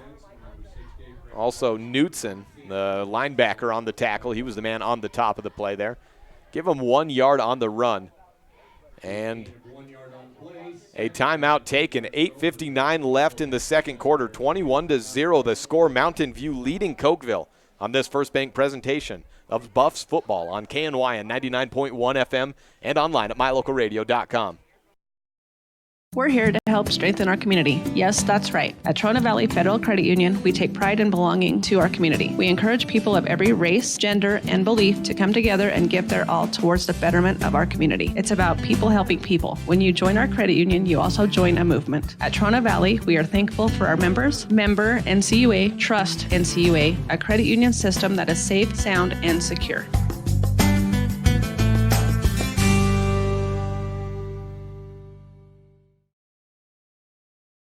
21-0, 9 minutes left in the opening half here. Appreciate Bridger Valley Motor for bringing us the first quarter. And we'll have Bradshaw's bringing us the halftime show. Jeff Piper and Farmers Insurance in Evanston bringing the fourth quarter to you, all of our sponsors. Thank you very much. Yeager's Auto Body in Green River, the pregame show sponsor. And it's a good one here for the Buffs to open up the season. 21-0 currently the score for Cokeville. I think they expected this a little bit of growing pains as they are rebuilding to the max. Just a couple of players with any varsity experience really coming back for carry. Maybe a guy on the line as well in King. Other than that, it's all new guys for Cokeville. And in week 1, looking a little bit as such. Second down and 9 on the 39-yard line. Thomas pitches out right side, and again a no gain. Madsen at the head, along with Gross and Meeks leading the charge. 3 men tackle up the runner there, and a no gain there brings up third down and 9. Barnes stuffed for no gain. 43 yards on now 5 carries for Barnes. All but 3 of those yards, or about 10 of those yards, I should say, coming on that 133-yard fumble. Third down and 8. T-form, roll out to the right side. Screen pass completed to Barnes at the 37-yard line, but he gets just to the 38-yard line. Brought down on the tackle there after a gain of about 1 or 2, Luke Branson. Brings up fourth down and 9 and make it a mark of -1 yards on the tackle by Branson.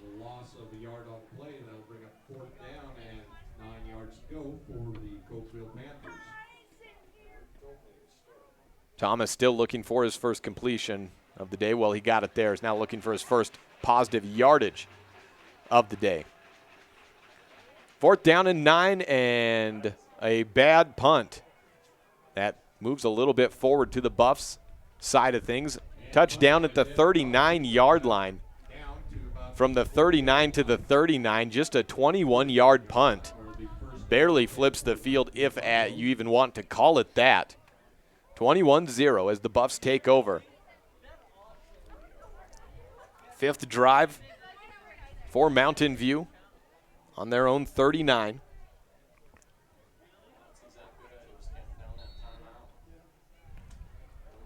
Make it the 40-yard line where the ball is marked. So a 20-yard punt is all for Donahue. 3 receivers out to the left side. Play whistled dead by the referee on the far Cokeville side. Flag up and then picked up. Mountain View in that black jersey, purple pants, helmets combo. Moving from right to left on your screen. 5 receiver set, walk. Screens out left side, completed at the line of scrimmage at the 35-yard line to Caleb Knutson. Actually make that a loss of about 5 yards, way behind the line of scrimmage. Loss of 4 on the play on the completion.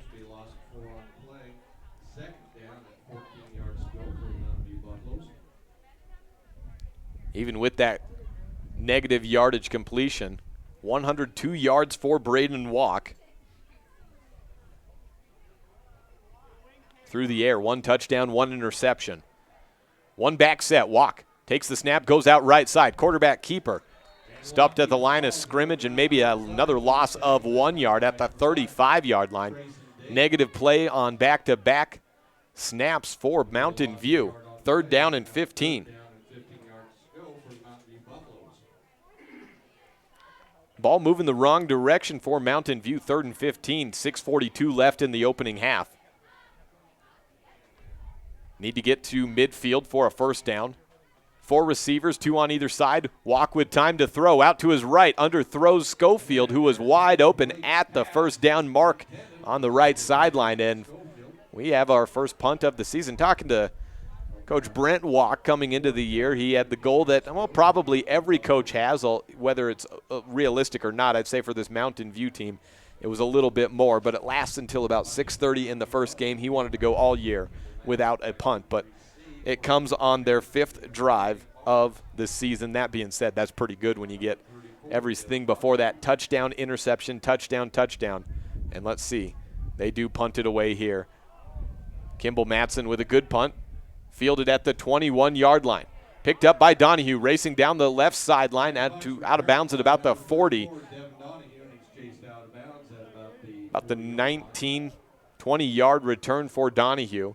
See where the ball is marked at, and he got out of bounds just a little bit before that, marked at the 37-yard line.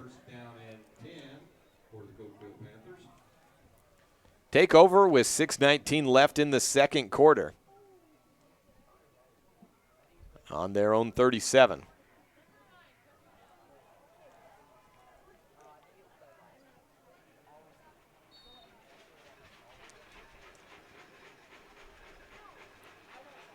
Stuffed line, Thomas out to his left side, handoff to Donahue. Rips past a blocker at the 40-yard line, gets a couple of more yards out to about the 43. Probably a gain of 6 yards on the play. 6 minutes left. We're halfway through the second quarter. Ball marked down at the 44, make it 43-yard line. Gain of 6 for Donahue. Pitch left side, Donahue runs under a tackler, then sprints forward down the left sideline, racing, trying to get to that 47-yard line where the 1st down marker is, ends up about half a yard short of it.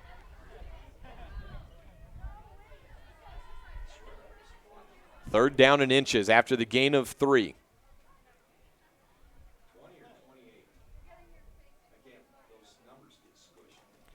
5:23 left. 3rd down and inches to go. Cokeville with the ball on the 47-yard line. Needing a 1st down and maybe trying to punch forward past the 50 and get a first score of their own today.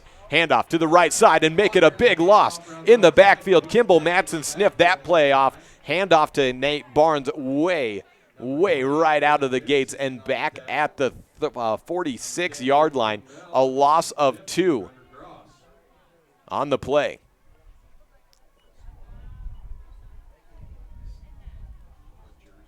Make it 4th down and 3. Need to get to the 47-yard line. And they go for it. Donahue races forward, stumbles past the 50-yard line on 4th down and 3, and makes the play. Across the 50 and down to the 47. Gain of 7 yards for Donahue, straight up the gut. And a gutsy call, even if it is a little bit predictable for Cokeville on that play. to go for it, as Mountain View has been so successful racing the ball through the field regardless of field position. First down and 10. T form. Donahue splits out right side. And Thomas looks to throw. Intended man Schwarting at the 40-yard line. May have been deflected at the line. And if it was deflected, that would be an explanation for why it was such a loose spiral. Bridger Harris looked like he may have got hands up on the ball on the incompletion. Second down and 10. Ball marked at the 47-yard line. Just across the 50 for Cokeville, down 3 touchdowns. Thomas under center, puts Barnes into motion to the left. Pitch left side, Donahue. Looking for a lead block from Barnes, but the Mountain View defense stuffs him up at the line of scrimmage. First person with hands on him there was number 20 for Mountain View. That's Corbin Benedict, I think. But I have gotten a few of those numbers mixed up throughout this game, as they're kind of hard to read sometimes. Third down and 10 on the no gain. Ball still at the 47.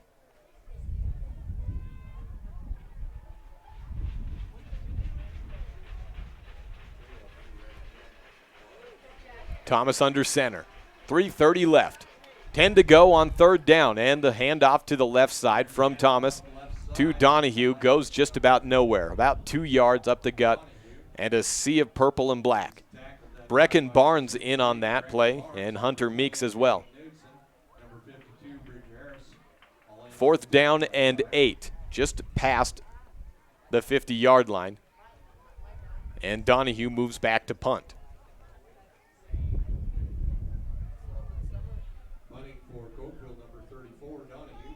And Donahue line drives it, fielded at the 15 on a one-hopper by Schofield, out to the 30-yard line. And to the 32, he's brought down. 2:47 left. Mountain View football with a chance to score before halftime. Ball marked at the 32.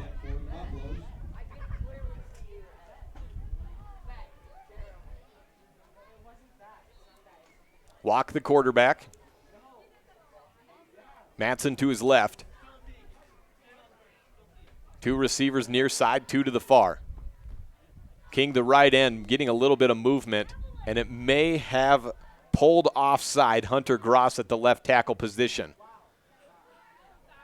Wait to see who exactly gets called for it, but I saw a little leg kick by Garrett King at the right end position first, and a neutral zone infraction. King is called for it. 5 free yards. I certainly saw King move out of his stance a little bit. First down and 5. They'll bring up first down and 5 yards to go for Mountain View Buffaloes. Buffs into the line. Shotgun form. Man to his left. Walk back to throw. Screen pass over the hands of Madsen. And a dangerous play close to an interception there, as Nate Barnes was trying to, or excuse me, Trayson Dayton was trying to get hands on it before it hit to the ground, to no avail. Walk 4 for 7 throwing in the game, over 100 yards, 1 touchdown, 1 interception.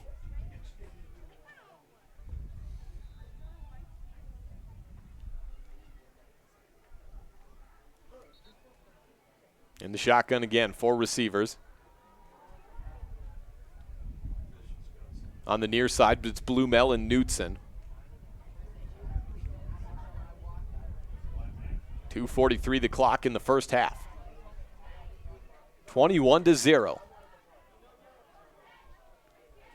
And Mountain View set to play.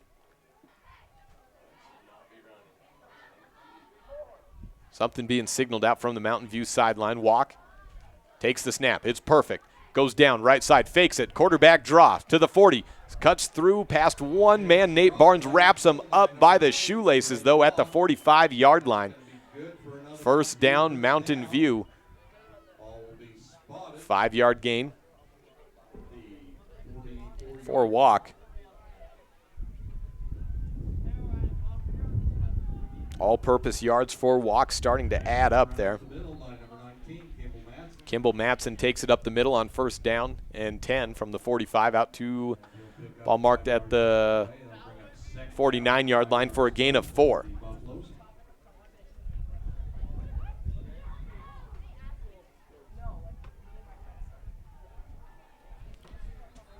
Shotgun form snap is preempted by a flag on the near sideline.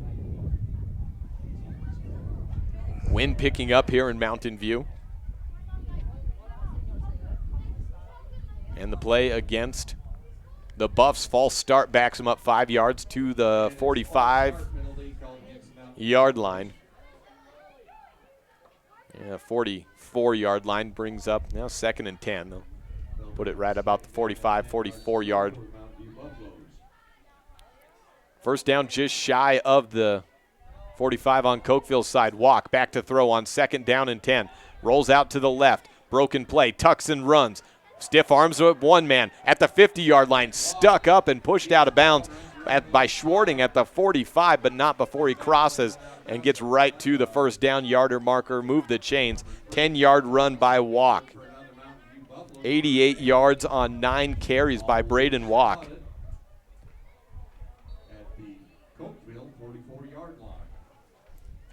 Make it an 11-yard run by Walk. Down to the 44. Snap, Walk looking to throw up the middle. Through the hands of Knutson and in and out of the hands of a Cokeville defender who is beside himself. Devin Donahue nearly with the interception with 1:42 left in the second quarter. And a 21-0 advantage for Mountain View over Cokeville.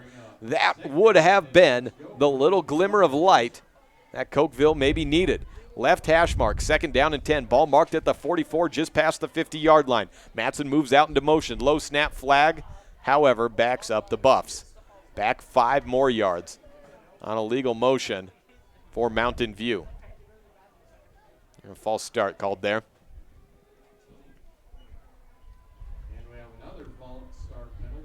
Back to the 49-yard line, just across the 50 for the Buffs. Still on that far left hash mark. Have seen Kimball Matson only one time at quarterback, and that was on a direct snap keeper into the end zone on a 2-yard run for their first touchdown. Walk, back to throw. Up the middle, has Brigham Blumel at the 28-yard line. Spins around and tries to break the tackle of Tyler Moyes, but brought down just shy of the 20-yard line. A good pass and a good reception, single coverage there for Mountain View. First down and then some, down to the 23-yard line on a gain of 26. Patch left side, handoff to Matson to the 10. Spins out of bounds and to about the 7-yard line. 1:23. Mountain View continuing to move forward. Barnes pushing Matson out of bounds there. Run from about the 23 down to, where's that ball marked at? Down at the 7-yard line. 16-yard gain. Kimball takes the snap up the middle, pushing forward, stopped a yard shy of the end zone.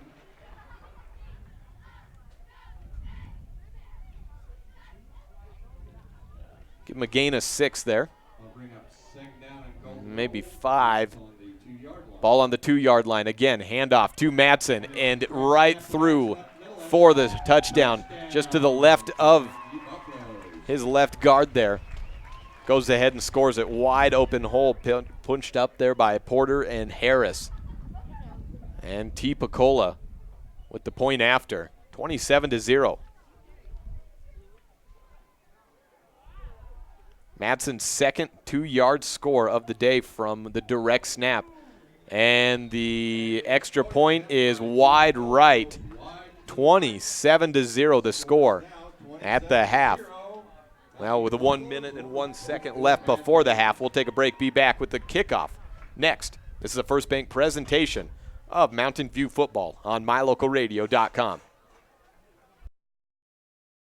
When you have any mechanical problems, always think of Reese Auto Service in Lyman first. Doug and the mechanics at Reese Auto Service work on everything from your lawnmower and snowblower to cars, trucks, farm and ranch equipment, and semis. You can also get tires for anything you need at Reese Auto Service. Always visit Reese first. You'll get great pricing and quality-friendly service. Reese Auto Service, 541 Highway 413, Lyman.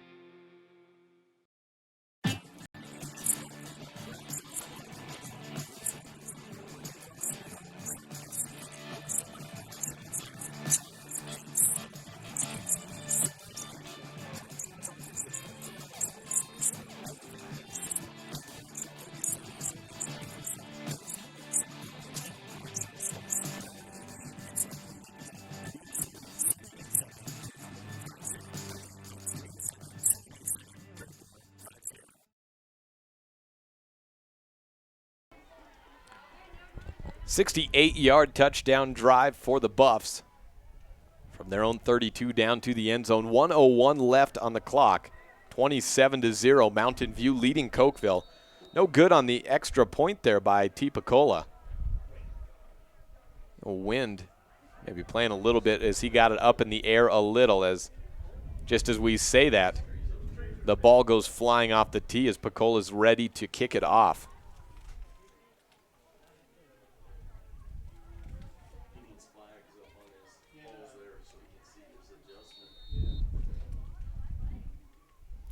Picola setting up for a second time after the ball fell off the tee.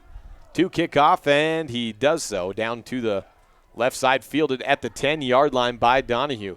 He races to the 20, 25-yard line, trying to break through, gets past the 30-yard line out to about the 32. And a good return again by Donahue. That has not been the problem. The problem has been for Cokeville. And now 1, 2, 3, 4, 5. Their sixth drive has been getting yards after they pick it up on special teams. First down and 10 at the 32-yard line.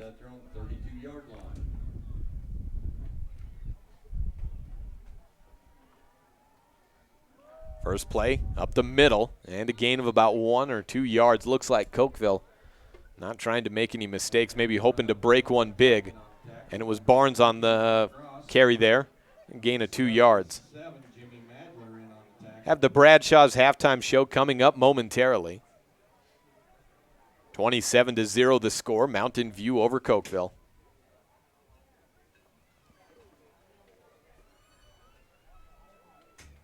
Pitch left side. No, it's a keeper by Thomas as he fakes the pitch out to about the 37-yard line. Maybe the last play of the half, gain of about 3 yards. 13 yards on a few carries for Thomas.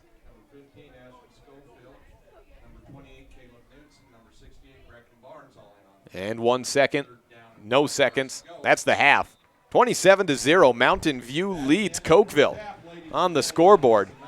2 quarters to go and one half of one game in so far. Buffs football looking pretty strong. 27-0 over the 1A Cokeville Panthers. The Bradshaw's halftime show coming up next on this First Bank presentation of Buffs football on mylocalradio.com with the simulcast on KNY and 99.1 FM.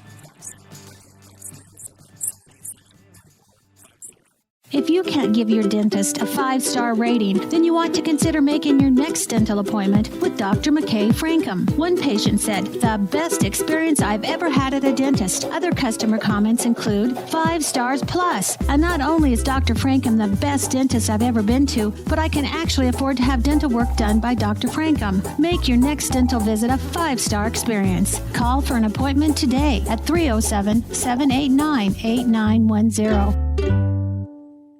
Because of you, I I feel not alone in this world. And you let me know that it only takes one person to make you feel wanted.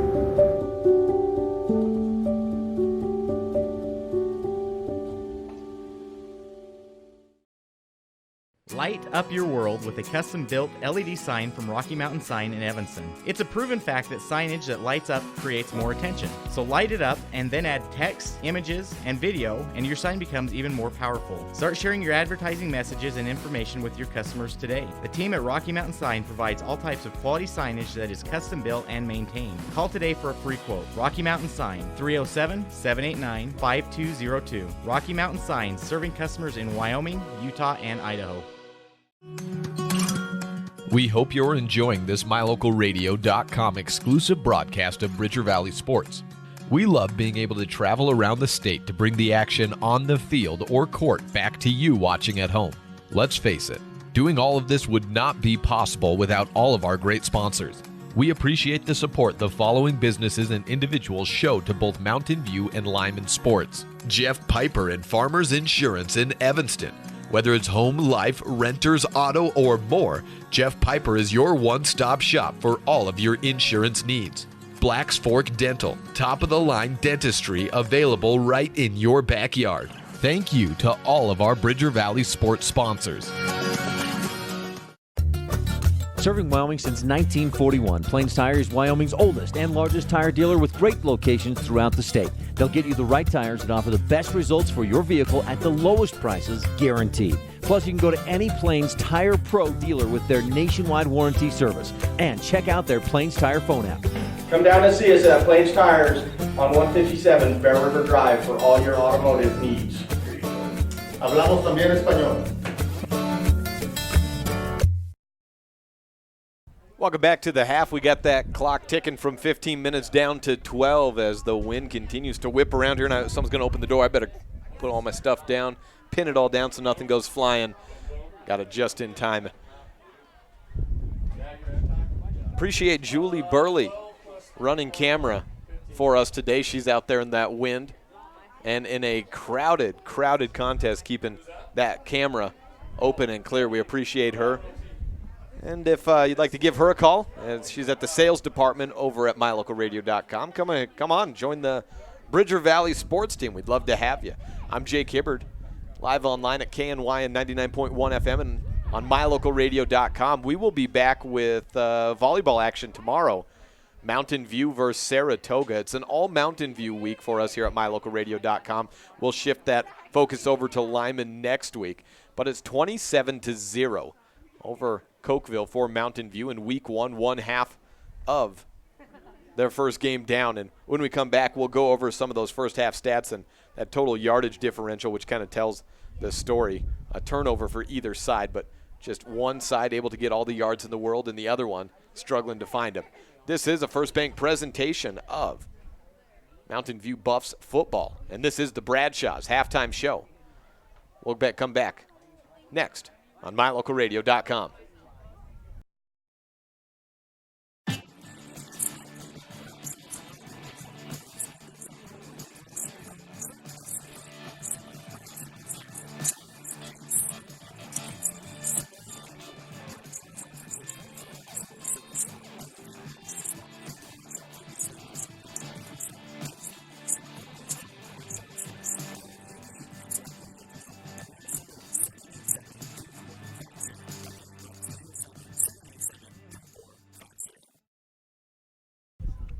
Once again, welcome back to the Bradshaw's halftime show, offering auto and home glass repair. Also, they have 24-hour towing. There's a fitness center that never closes as well. That's 24/7. Whatever it is you need, Bradshaw's can probably help.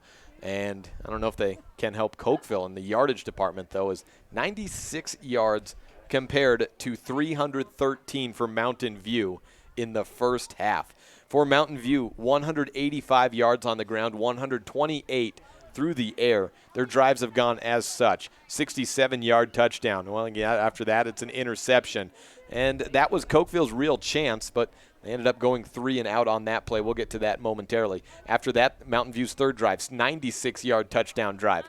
Then a 77-yard touchdown drive to start off the second quarter. One punt that came with about a couple minutes to go left in the first half, and then a 68-yard touchdown was their final in that first half. PAT no good on that one as the wind is swirling here in Mountain View. It's pretty strong, and looked like T. Picola just got a little bit high on the ball, and it went sailing to the right. For Cokeville, as it's gone for their 6 drives. They've gone punt, 3 and out, fumble, and that was their big chance. We mentioned that back. We said they got the ball at the 23-yard line after an interception by Braden Walk intended for, that was Knutson, I believe. Or no, it was Trevor Sweeney, the intended receiver on that play. They returned it down to the 23-yard line, and then a big sack. They ended up having to punt back down to the Mountain View 4-yard line. Well, their next play, their next drive, I should say, after Mountain View scored on that 96-yard drive, they got a 33-yard run by Nate Barnes where he fumbled at the very end of it, and Mountain View took back over control of that play, and then they went down and scored a touchdown on the drive. Their next drive was a punt, 3 and out, a punt, and then they took it down to the half on a couple of runs to end it. Nate Barnes with 44 yards on 7 carries for Cokeville leads the way. 40 yards by Devin Donahue on 10 carries and 13 yards from Matt Thomas. Thomas is 1 for 3 passing with a -1 yard total, that going to Nate Barnes on a botched screen attempt. Run it through individually for Mountain View. 66 yards and a couple of touchdowns for Kimball Madsen on the ground. He also has a 23-yard screen pass completion. And Ashton Schofield has 2 carries for 30 yards, both of them coming on little motion sweeps from the left over to the right. Braden Walk with 9 carries and 89 yards leads the way on the ground for Mountain View. Walk with 128 yards on 4 of 10 passing now. I'm sure I've missed a couple of incompletions along the way for Walk. And let's look back to a year ago for Walk on the ground. He finished up with, let's see what his rushing total was. It was quite a bit, but let's see if we can get that. He had just 381 yards passing on 52 of 250 completions. He's already about a third of the way there as Mountain View appears to be opening up that offense, at least against Cokeville, really seeing the advantage where they can air it out. Kimball Madsen led the way in passing yards a year ago at 866. We have not yet seen Madsen attempt to throw. He's taken a couple of direct snaps, 3 in all coming inside the 5-yard line, and 2 of those 3 he's punched it in from a couple of yards out for his 2 touchdowns. So far the touchdowns have come 2 from Madsen, and then we had the big throw from Walk completed to Schofield for 66 yards. And then we had a 37-yard touchdown run by Braden Walk, that being the third of the 4 touchdowns scored. 6 minutes until the second half is started. And when we come back, we'll move on to the standout student segment, where we'll hear from Tennille Hansen, a senior. And you got to hear this girl. She's basically halfway through college, it seems like. She had to quit competing in athletics and sports and stuff like that because she had to get involved with her college going into the next level. 27-0 at the half. And we'll hear from Hansen when we come back. Your mobility affects every aspect of your life. When you suffer from an injury that decreases your mobility, or maybe you're just noticing that you're having a harder time balancing and your flexibility isn't what it used to be, call Randy Christofferson at Achieve Sports Medicine. Randy will work with you to improve your overall health by reducing pain and improving mobility. Schedule your appointment today by calling 307-747-4627. Achieve Sports Medicine in Lyman. No excuses, just results. Back at the Bradshaw's halftime show, we now hear from Tennille Hansen of Mountain View High School for our standout student segment. I have Tennille Hansen with me for standout student out of Mountain View High School. You're a senior and brand new into the season of the senior year. Are you excited for anything this year? Yeah, I'm just excited for all of my classes this year, especially my college ones. You mentioned you have college Spanish. What are your other college classes? I'm also taking college English, college government, and my second semester I'm taking college algebra. And are you fitting any high school into all this college prep? Yes, I definitely am. I'm still really excited for all of my other classes and high school, like football games and stuff like that. You have a few high school classes. What are they this year? So I'm in Guitar 3. I'm a teacher's aide for my Spanish teacher.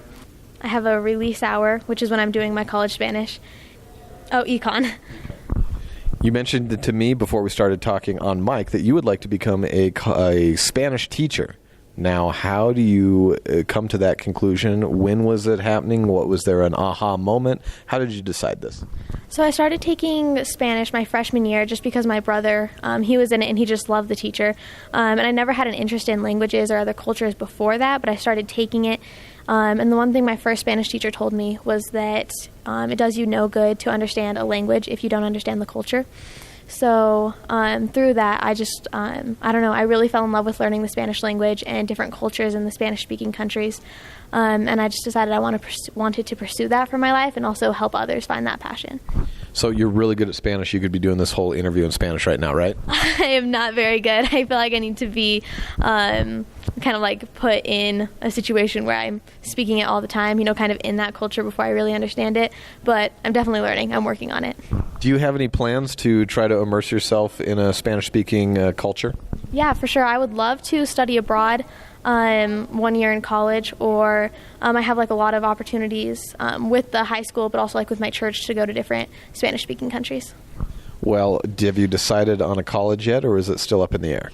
I would like to go to 2 years of a community college before going to university, but I'd like to go somewhere in the South for that. So you're thinking somewhere in Wyoming for the first couple of years? Yes, probably. I'm thinking Sheridan right now. Do they have Spanish there? I'm not sure. I haven't checked. I'm trying to think because, believe it or not, I was actually just looking yesterday at some of the different majors that the two-year colleges offer. I didn't see Spanish on a couple, but I did not check Sheridan.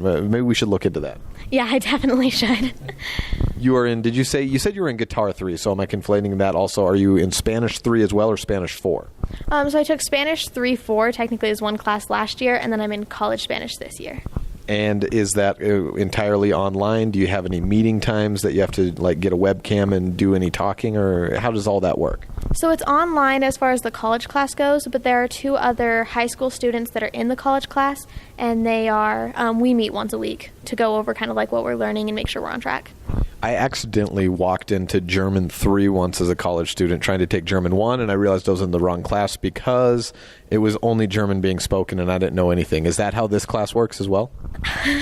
Not quite like that, although it's definitely more intense than high school. Thankfully, it's like the beginning Spanish-speaking class, so it's stuff I've already learned just at a collegiate level. Who are you taking it through? So we're doing it through Western Wyoming. Maybe they do have a Spanish program then. If they've got that, they at least have Spanish classes. Yeah, hopefully. Are you looking at, you said you wanted to go somewhere in the South. Is that because you have more opportunities for more Spanish-speaking cultures to be around? Is that what you're thinking? I would definitely love being around those cultures more. I also, we have family friends in the South, and I've just, the times we've traveled down there for weddings and stuff like that, I just love that culture as well. Do you love the humidity? I do not, but I'm willing to take it. That and the bugs. Okay. Yeah, the bugs are a big thing as well. You mentioned your father is a contractor and you work with him. Can I sign you up to do some finishing on the house? What do you know about contracting? So I have learned so much this summer. My dad has worked as a plumber and an electrician, and now he kind of does it all, also a framer, all that stuff. So this year we've been working doing like a kitchen remodel and a bathroom remodel. So we've redone like all the water lines and the drains and the electrical, so all that kind of stuff. You also mentioned to me you're excited for the football season. Now, you obviously don't play, but what's got you so excited about this season? I love football, but like if people ask me this, and I never watch any college or professional, but like I have to have like a team to root for, and like I love the sport, but what makes it special to me is that like I know the guys on the field, and I mean like I go to class with them, and I don't know, so knowing them, like it gives me someone to root for. You're not worried about the Green Bay Packers. You're a Mountain View Buffaloes fan through and through, it sounds like. That's right. What do you think about this season? How are they going to do? I think they're going to do great. We got some big kids on the team, don't we? Yes, we do. And even my class was most of the starters our sophomore year, and that's when we won state. So I think we've got pretty good chances now that it's our senior year. They've made it to Laramie for the championship match the last 2 years. Have you been able to get out there for it? Yes, the first year I was actually cheering for them. I was a cheerleader my freshman and sophomore year, and last year I went with my family to support them. Let's go back to your sophomore year. You were out on the field. It was cold out, I believe, and Mountain View's down 2-3 touchdowns at halftime. They climb back, get down, it's real close, and then we have, I'll let you narrate. Tell us what happened that last play of the game. Oh my goodness, it was so crazy. So we were in overtime, right? And I don't know, there was just a couple minutes left, and the crowd was so loud, which is a cheerleader's best situation. We were all, it was crazy, and just in the last couple minutes, I don't know, 2 minutes or something like that, we won with our last touchdown, and it was insane. And I can't remember if it was Kimball throwing to Braden or Braden throwing to Kimball, but it was one of them, wasn't it? Yes, I believe so. I guess that's a pretty good guess. Well, thanks so much. It's good to get to know you, Tennille. And we have Tennille Hansen, senior at Mountain View High School, and hopefully future Spanish teacher. Good luck to you going forward with that. Thank you so much. And thank you once again to Tennille Hansen. That does it for the Bradshaw's halftime show. Again, Bradshaw's offering auto and home glass repair, 24-hour towing, a fitness center that never closes. Whatever it is you need, Bradshaw's can probably help. Mountain View to kick off. And apologies for that echo at the end of the interview. That's just a matter of getting one thing in on the website. I got hot buttons on my keyboard, so sometimes I hit one of those and it demutes one side of things, and you got it back on for the end. Thank you to Tennille Hansen for joining us. As we kick off, Mountain View to Cokeville, fielded at the goal line by Barnes, up the left sideline, past the 20, close to the 25-yard line, down maybe at the 23. And the kickoff return that time by number 10, Nate Barnes, chased out of bounds that time by number... Pushed out of bounds at the, or they're going to give it to him at the 23-yard line. The drive starts at, right there, the 23-yard line. So Cokeville with 97 yards of offense in the first half, looking to try to maybe double that output in a halftime, get some points on the board. With 11:54 in the third quarter. Thomas looks out left side and swung around by Kimball Madsen. No, excuse me, that was Hunter Meeks out. Try it one more time.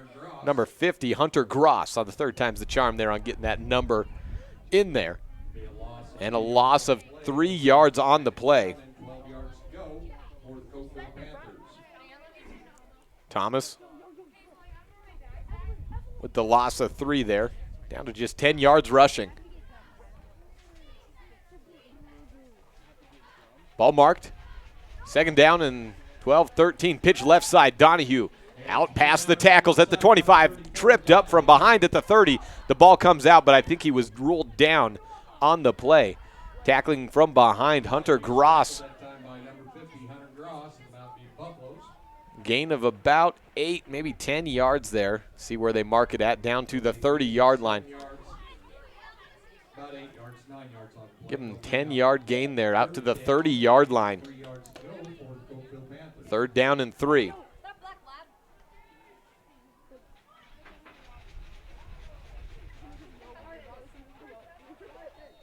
Quick handoff up the middle and nowhere to go.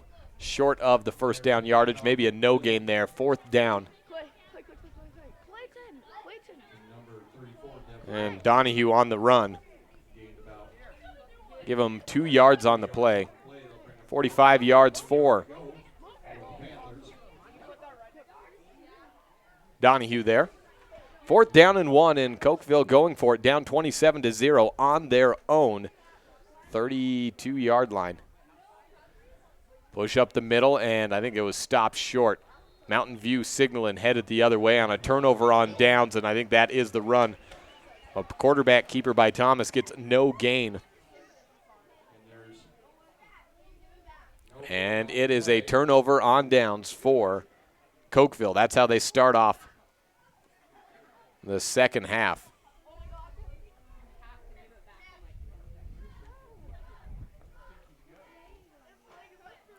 They're going to call a measurement here. I don't even think it's close. And no, it is not.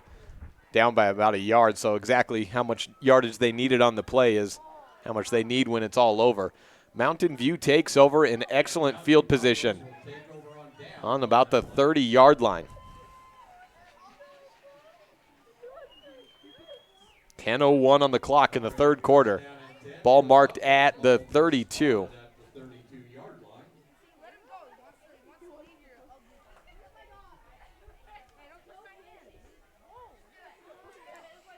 Walk in the shotgun.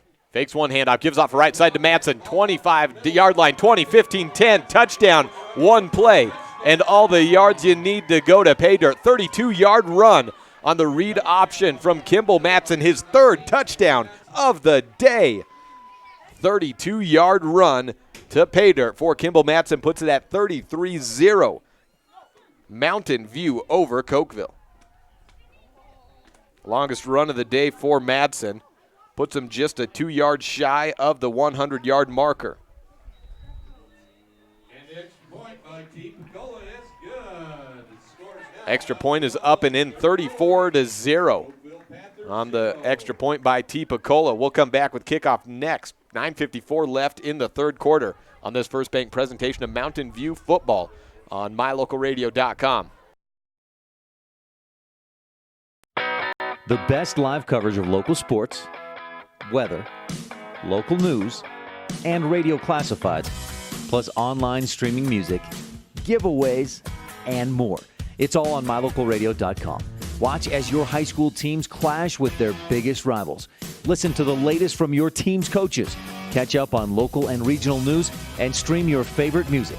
Visit mylocalradio.com. Like us on Facebook and stream it all live. Bye-bye. Hi. Hoping for a crisp breeze to help keep you alert. Oh, he took a sip of water too. That'll probably help. You were probably going to turn down the radio too, so you could focus, right? Probably okay isn't okay. Right. If you see a warning sign, stop and call a cab, a car, or a friend. I think the water line is what really drove it home. I blew on him. Third quarter action, 34-0. Buffs over Cokeville. The kickoff by T. Picola gets a little bit of backspin from that win. Fielded, but then bobbled at the 10-yard line. Nate Barnes with it. Cuts up at the middle, spins around at the 20-yard line, and stopped right there. Bridger Harris bringing him down. I think also Hunter Meekson on the play. That was the guy, or excuse me, Jimmy Medler. Jimmy Medler, I think, maybe on that stop. We'll see. 9:46 left in the third. 34-0. Ball marked on the 22, maybe 21-yard line for Cokeville. I say 22, and I'll go ahead and agree with that. 9:46. First play, a run to the left of guard, and Devin Donahue takes it up the middle and shoots forward to the 30, make it the 27-yard line. Madsen in on the tackle, and a gain of 6 on the play. Second down and 5 yards to go for the Panthers. 51 yards for Donahue. Stuffed up box for the Buffs. Thomas hands off to the back man, and that was Donahue up the middle for about 3 more yards. It was Donahue, and make it third down and about 1 to go at the 33-yard line. I can't tell if that's a flag in the backfield or not. It looks like it, and it's against Cokeville, so take it away. Holding on the play. With 9:08 stops the clock and brings it back.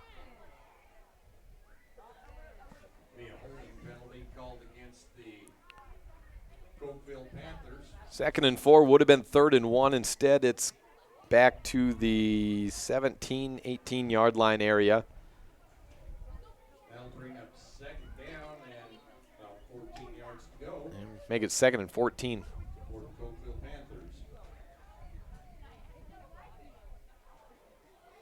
Thomas takes the handoff, Looks to throw out to his left. Has a man open in Donahue.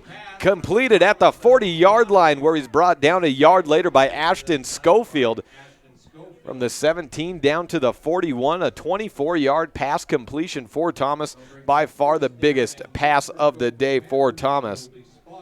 Of course, their only other pass was a completion for a 1-yard loss. 24-yard play gives the first down and out to the 41 for Cokeville.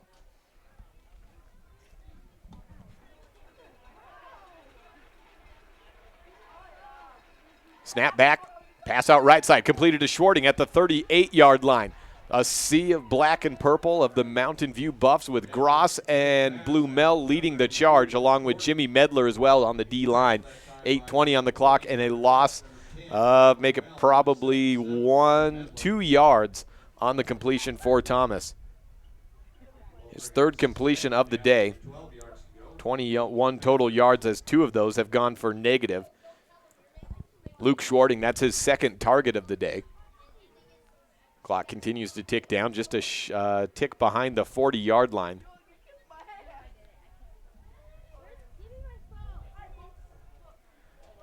And a keeper, or throw back rather, as Thomas tries to find some space forward, and he loses another yard. Nowhere to go for Matt Thomas. He's down to single digits on the day with the negative runs. 8 carries for 9 yards for Thomas. Third down and 13 yards to go for the Panthers.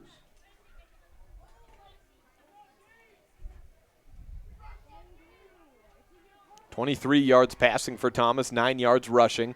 7:15 left. Ball marked at the 37-yard line. Third down and about 13-14. Roll out left for Thomas. Tried to throw across his body. Cuts back and is sacked. Brought down by Kimball Madsen. His second sack of the day, down to the 29-yard line. I'll make it a loss there. About 7-8 yards. Put him in the 4th down and 20-plus range, as we were already at 3rd down and 14. 4th and 21 to go. Ashton Schofield back to field the return. Devin Donahue to punt with 6:28 left. The snap is up, good, and a end-over-end line driver. Hits down at about the 38-yard line, continues to roll. Pass down to the 26-yard line. And a good punt of 45 yards for Donahue. 6:17 left, and the Buffs take over at their own 34-yard line. Or excuse me. Yeah, that's about right. Make it their own 30-yard line. Maybe a punt as it went out of bounds just a little bit before, make it a punt of about 41 yards.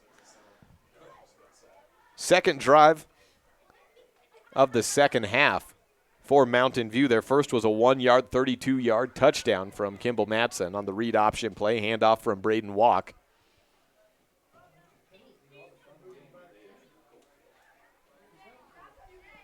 $34-0 the score, and check it down. They move it back to the 20-yard line. Finally all settled down.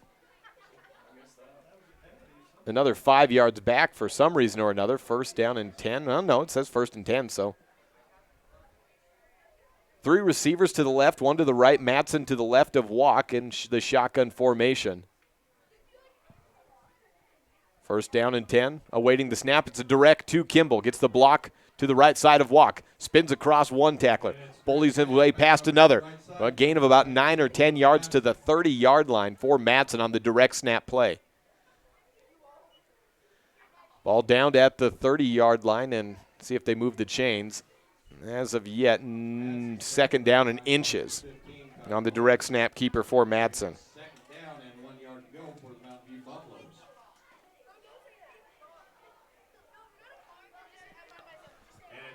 Patch up left side. Madsen running up the middle. 50, 45, beating one man. 20-yard line. 15, 10, 5-0. Big touchdown for Kimball Madsen, his 4th of the day. 70-yard run for Kimball. And the quick no huddle, as it had Cokeville's defense beat as well. Another 80 yards on 2 plays for Kimball Madsen. 108, and then on the second play, add 70, 178 yards rushing on 13 carries for Kimball. 5:35 left. And a 2-play drive. Goes 80 yards. And time of possession, 5:35, about another 10 seconds for Mountain View. We'll take another break. It's 41-0 as the PAT is good by Pecola. Back with the kickoff next on this First Bank presentation of Mountain View football on mylocalradio.com with the simulcast on KNYN 99.1 FM.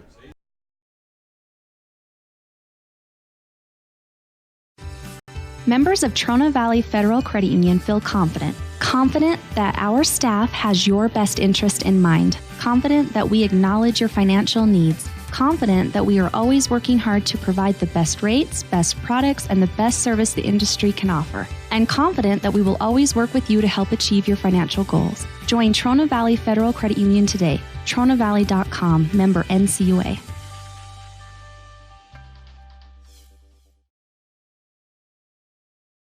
Dr. McKay Frankham, DDS in Evanston, bringing you precision plays of the game in all these sports throughout the year. And go ahead and give it out to the 5 men on the offensive line today for Mountain View, busting up holes of gigantic proportions. Kimball Madsen has all the room to run in the world, and he's broken his fair share of tackles as well.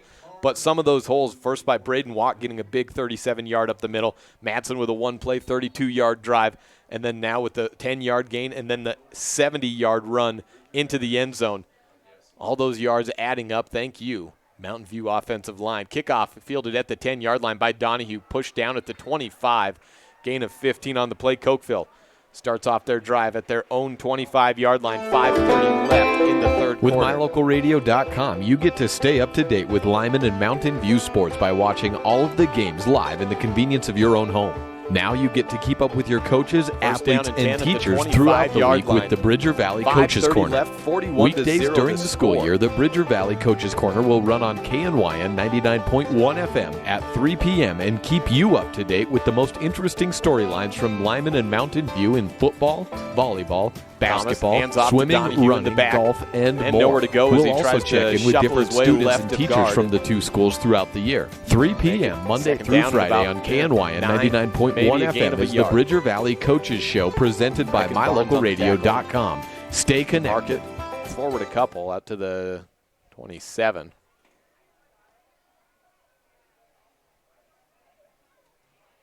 Give him 2 yards on the run. 8 yards to go for the Cokeville Panthers.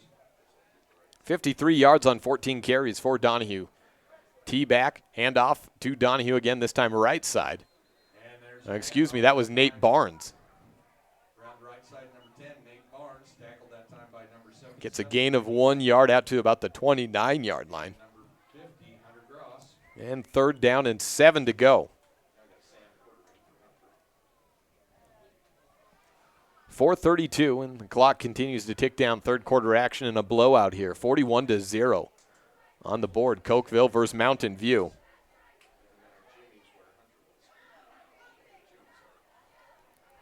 Bunched up line tight ends on either side.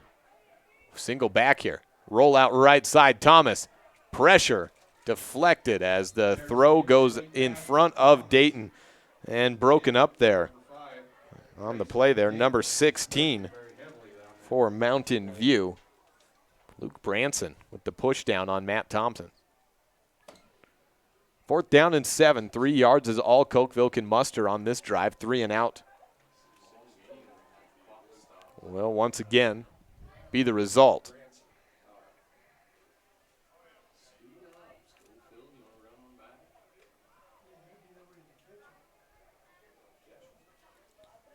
Schofield doesn't even try to field the punt as it goes down out of bounds somewhere between the 25 and the 30-yard line. 4:04 left. Still about 16 minutes of clock here with all the stoppages, the incompletes, the 3 and outs, the touchdowns for Mountain View's side. Has a long ways to go for this contest. Right now, 5:43 p.m. on KNYN 99.1 FM. At about 6:30 p.m., pregame coverage will start for Evanston's home opener against Rollins out east on I-80 to start off the season. The new-look Rollins program switching from the double wing a year ago out to a little bit more of a spread look with a couple of dynamic receivers on either side. Same, a new look for Evanston as well. Ball starts at the 30-yard line for Mountain View, out right side. And a Brigham Blumel run. Is a gain of about 5-6 yards. Blumel's first run I have recorded of the day. Give him 7 yards on the play.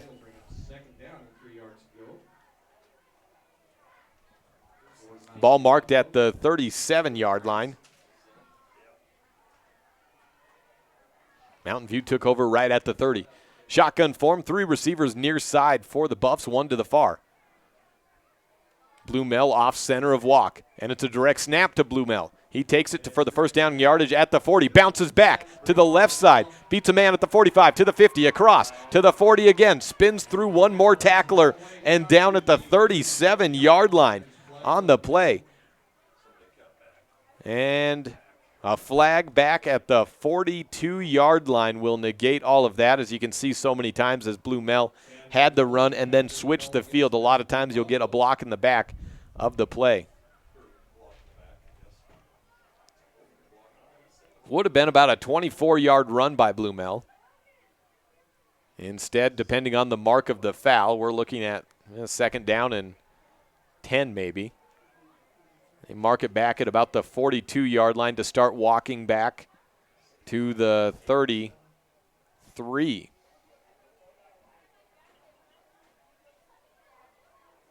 Second down and 7 after all that said. 3:13 left in the third quarter. Have the Jeff Piper Farmers Insurance of Evanston fourth quarter coming up in a little while. Shotgun form for Walk. Blumel, I believe, still in the backfield to the left. 4 receiver, two on either side setup. Walk with an eternity to throw. Then tucks and runs at the 35 to the 40, 45, 50. Shoots right up the middle and brought down by Nate Barnes finally. A gain of 17 yards on the run for Walk.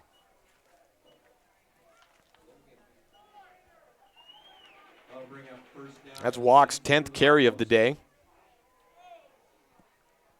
Puts him over the 100-yard marker of on the season. 106 on 10 carries, 10.6 per carry. Take that at any time. 2:40 left, just past the 50-yard line to the 49. First down carry, Blumel grabs it like a loaf of bread, does get a hold of it, and then he gets his body twisted around as he pushes forward for a gain of 6 right up the gut.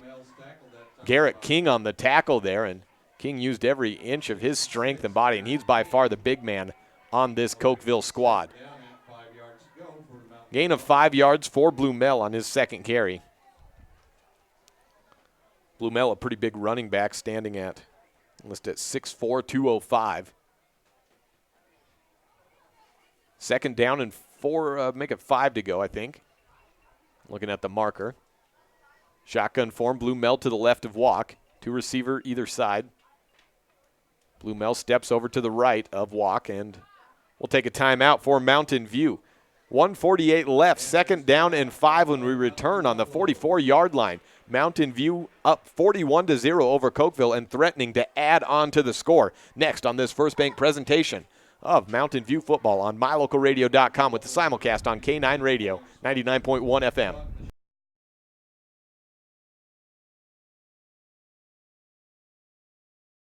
When you have any mechanical problems, always think of Reese Auto Service in Lyman first. Doug and the mechanics at Reese Auto Service work on everything from your lawnmower and snowblower to cars, trucks, farm and ranch equipment, and semis. You can also get tires for anything you need at Reese Auto Service. Always visit Reese first. You'll get great pricing and quality-friendly service. Reese Auto Service, 541 Highway 413, Lyman.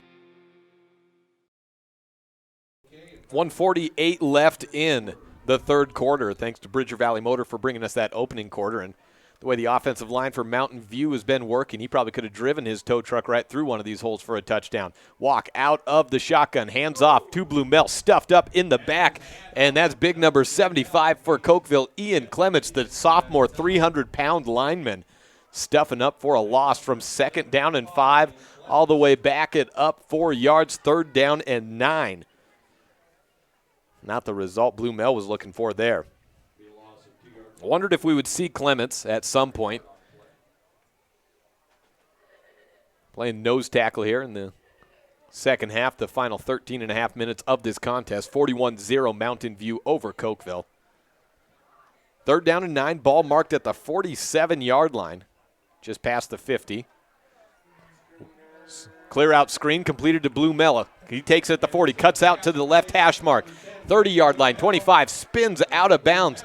On the tackle there, Schwarting threw him out of bounds with a little lasso. And down to the 23-yard line, a gain of 24, make it 25 yards on the screen pass to Blumel. And a flag in the back. They take all that away. Didn't see that thrown initially. It's down at the 33-yard line. As we said, it would be a 25-yard completion, but it is against Mountain View.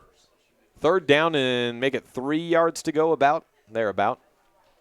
Need to get to the 39 for a 1st down.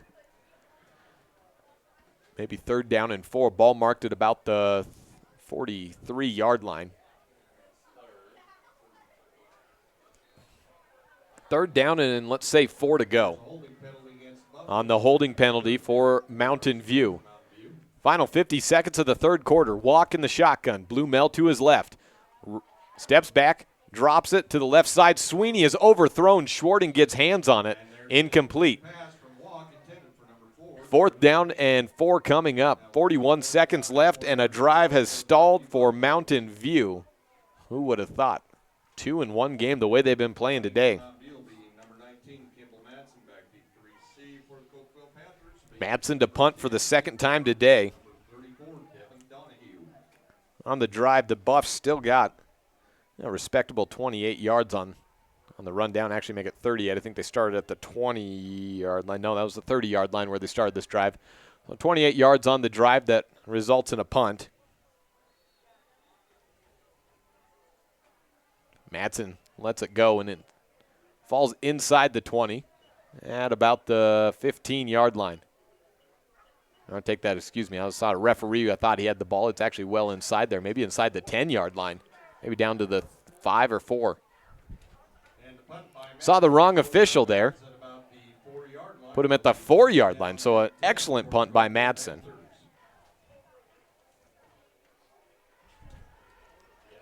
Nine minutes before the top of the hour. 32 seconds left in the 3rd quarter.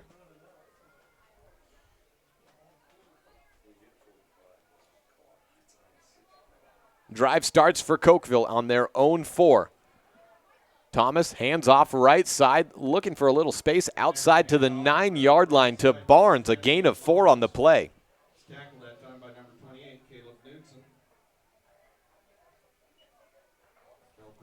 15 seconds left in the 3rd.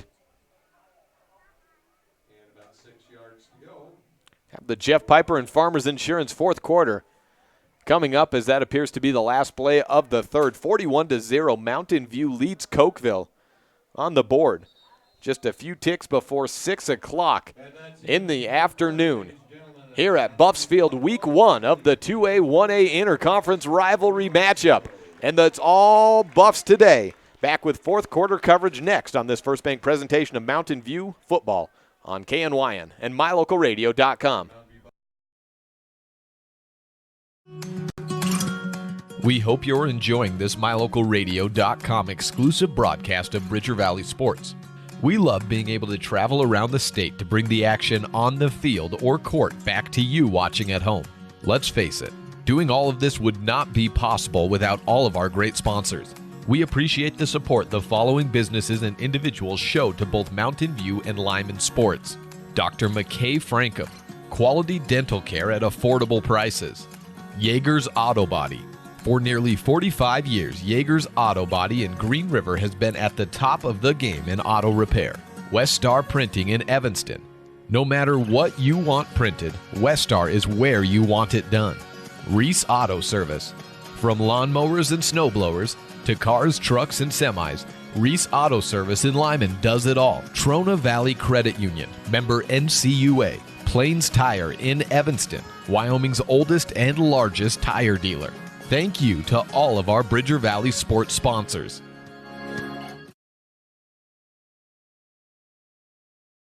Fourth quarter about to start here. Welcome in as they take it from the 9-yard line. Pitch out left side.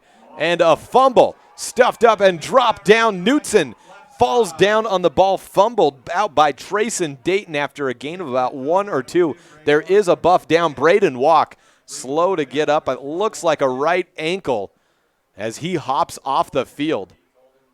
And is Cokeville called down on the play? It appears so. So Trayson Dayton does not get charged with the fumble.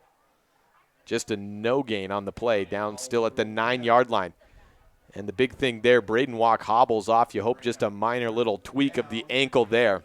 7 yards, 6 yards to go for the Cokeville Panthers. 0 gain for Dayton. He's still in the negatives on a couple of rushes today. The Jeff Piper and Farmers Insurance bringing you fourth quarter action, 3rd down and 6 here. And give Jeff a call at 307-789-5489. He'll break down it'll make insurance easy for you. It's got home, life, renters, autos, insurance. You got that toy insurance, the RV, ATV stuff. Let's face it, when it comes down to it, it's all pretty complex, and that's why you go to one of your local farmers agents like Jeff Piper in Evanston, because this is his job. This is what he works in, and he's going to be able to tell you exactly what is your best option to go ahead and protect whatever it is that's important to you. That's Jeff Piper and Farmers Insurance in Evanston, bringing you fourth quarter action here in Mountain View, Wyoming. That number one more time, 789-5489, 789-5489 for Jeff Piper. 3rd down and 6. From the 9-yard line, T-form, Thomas under center, looks out right side, drops back to pass, has a man wide open, and it's completed at the 35-yard line, brought down at about the 41 or 42, completed to Devin Donahue on the play. He's brought down, marked at the 42-yard line, a gain of 32 yards on the completion. It'll bring up 1st down and 10 for the Cokeville Panthers. Ball will be spotted at their 42-yard line. At the 42, 10:40 left, 1st down and 10.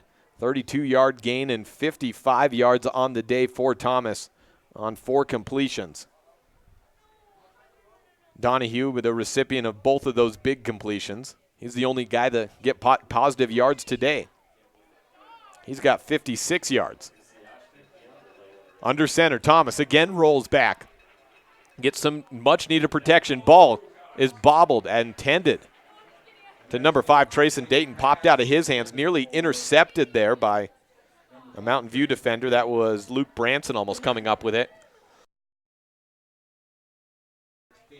Instead, it's 2nd down and 10.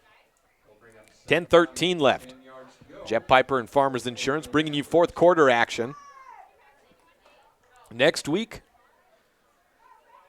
we've got Lyman and Kemmer on mylocalradio.com.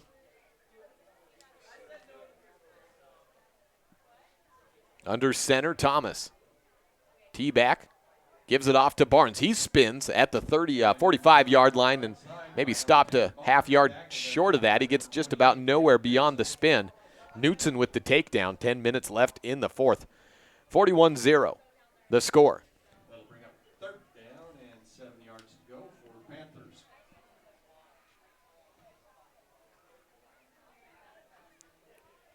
$57 yards for Barnes today.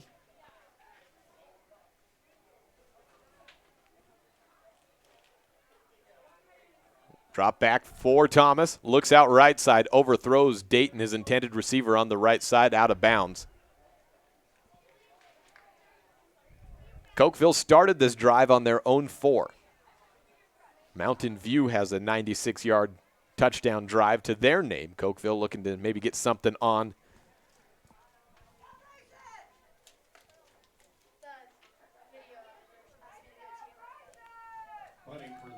Punting with 4th down and 7. And it's down to the 25-yard line, bobbled by Schofield. And it's fielded about the 35-yard line. We'll be right back in just a few seconds as they turn over.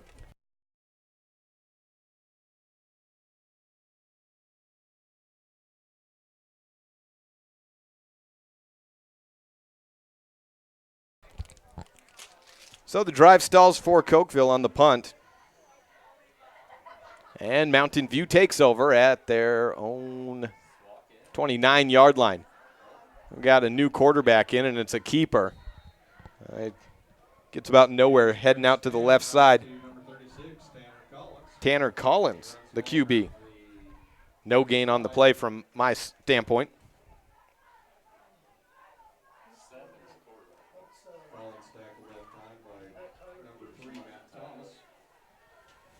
And I might be out of spots for a quarterback or for a runner to get some rushes in.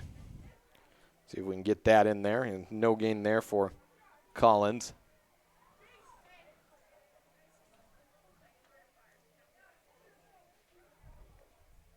Three receivers out to the far side. And who's in there at quarterback? Number 7, Tyler Peterson. He gets sacked. 8:35, so the bench has been cleared out for Mountain View down these last couple of drives, and that'll happen sometimes. Give a loss on the sack there of about 5 yards. And again, kind of out of space here, but let's see what we can fit in to get some stats in for these guys. Not that he's going to want this. -5 there.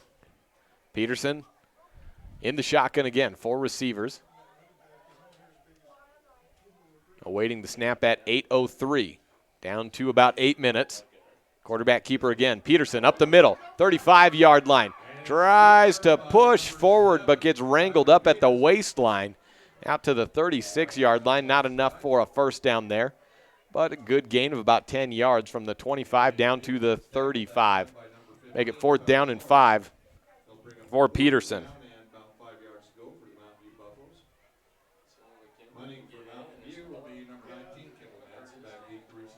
Shotgun snap, or excuse me, that's a punting unit out there. Saw the big guys back out.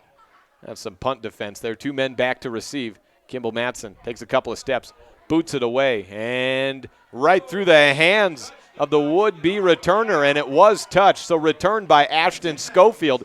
His helmet comes flying off, and he's down at about the 20-yard line, shaken up a little bit. He's got his helmet back. And it is Mountain View football at the 20. So their punt gives them the ball right back. And they mark it at the 23-yard line. Down and 10 for the Mountain View Buffaloes. The ball's on the Cokeville 23-yard line. Got Peterson back at quarterback.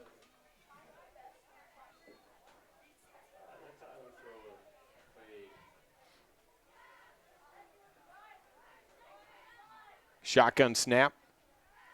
4 receivers, man in motion to the left.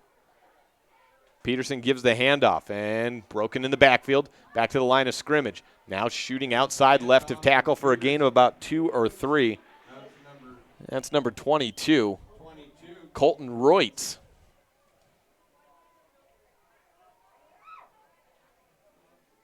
Reutz with the carry there of about 4 yards.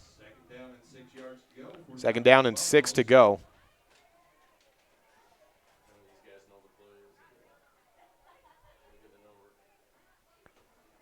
Shotgun formation again, Peterson. 3 receivers right side. Handoff again to number 36. That's Tanner Collins. His 2nd carry. And that moves him back a couple of yards. 6 yards. Give him a loss of probably 6 there.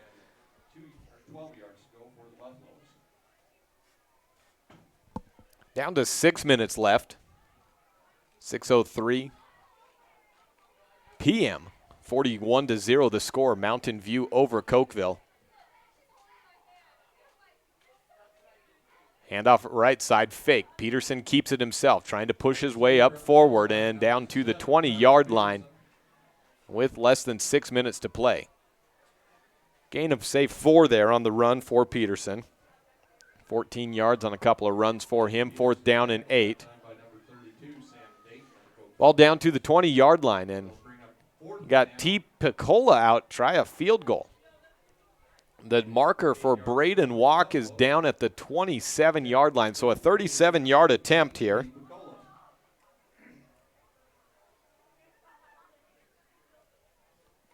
And the kick is up, and no good. Short. Score stays 41-0.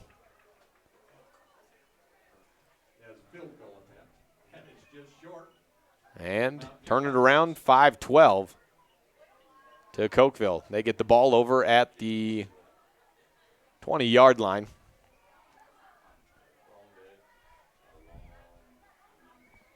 $5:12 left. As we're down to 6:04, I think we may cut the radio portion off at the end of this game as we're getting close to pregame coverage time for Evanston. So post-game coverage will be mylocalradio.com only. Pitch right side to Barnes from the 20 down to the 25, 30. Still on his feet at the 33-yard line, racing around the tackles and out to the right sideline. 14-yard gain for Barnes. 14-yard carry for Barnes. Puts him at 71 on the day. 5 minutes exactly as the clock continues to run. Ball marked at the 43-yard line. Shotgun form. Thomas takes the snap. 3-step drop, back to throw, out right side, and short. Intended for Dayton. And Dayton had good coverage behind him, and that may have led to the underthrow by Thomas. Clock stops at 4:41, 2nd down and 10. Quarterback was rushed that time by number 62, Tel Malone of the Mountain View Buffaloes. Up to the line of scrimmage at the 43-yard line, 2nd down and 10. Cokeville quarterback Thomas under center. 3 receivers to the left, and a handoff left side to Donahue. He cuts through a couple of defenders, squirts up forward past the 40, down to the 45, where he's pushed forward for a 1st down yard gain on 11 yards. He's been the workhorse today for Cokeville, 64 yards on 15 carries. 4:25 and ticking away.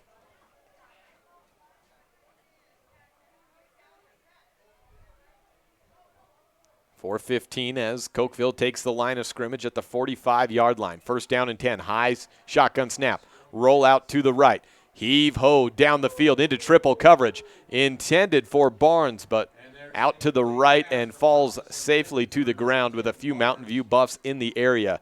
Make it 2nd down and 10. 4:05 is where the clock is stopped. Again, as soon as we finish get the final whistle here, in the 4th quarter, we will go off on the radio. That's a programming note to Preston running in the studio. And we'll continue post-game coverage on mylocalradio.com. Give you the final stats for that, but we're getting close to that that Evanston-Rollins contest to start the season with pregame coverage there. Handoff from Thomas over to Donahue, trying to go right tackle. And he gets about 2-3 yards maybe. Ball marked down at the 48-yard line.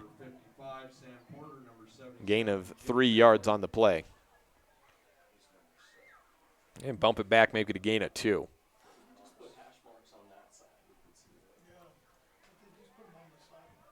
.335 left. Ball on the 47-yard line. Stuffed up box from Mountain View. High shotgun snap. Goes over the head of Thomas. He does just catch it. Roll out to the right side. Overthrows Schwarting. And out of bounds. 4th down and 7 for Cokeville. Ball at the 47-yard line, just a few ticks in front of the 50.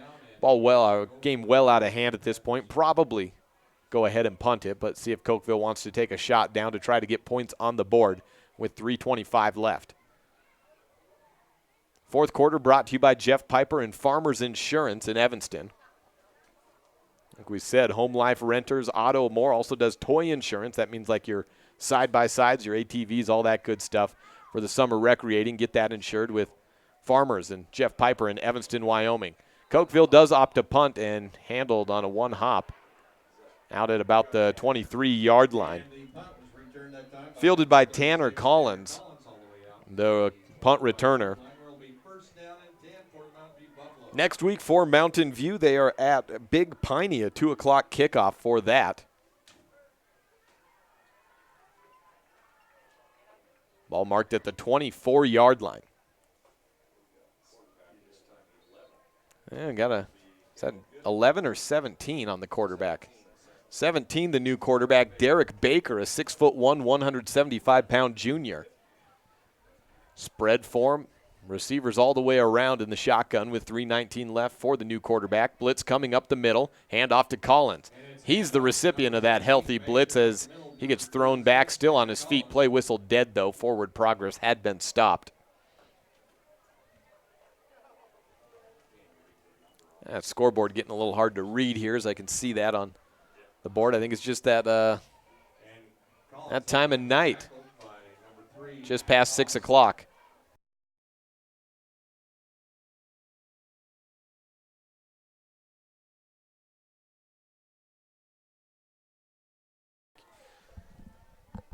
Second down and 11 after the loss of 1 by Collins. Baker in the shotgun at 2:30. Snap goes. Hand off to Collins. Good little shuck and dive. 2 juke steps at the 30 to the 35. Still on his feet out to the 37-yard line. And Collins with a good little run there. Gets it from the 24-yard line down to the 37 for a gain of 14. Make it 13 on the play. After the loss of 1, Collins comes away with a first down.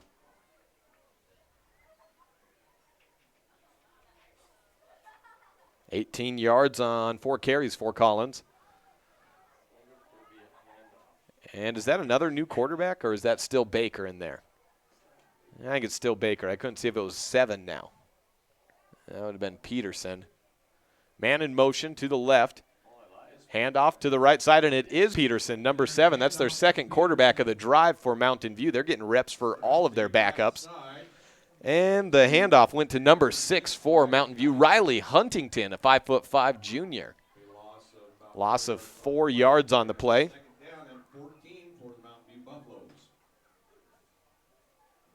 I am completely out of space.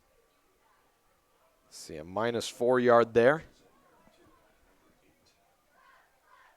Peterson, the quarterback, 1:24 left. Couple of plays to go, second down and 14. Empty backfield, save for Collins, who takes the handoff out to the left side at the 40-yard line. Splits outside with a big stiff arm to the 45. And a gain of 9 yards on the play by Collins.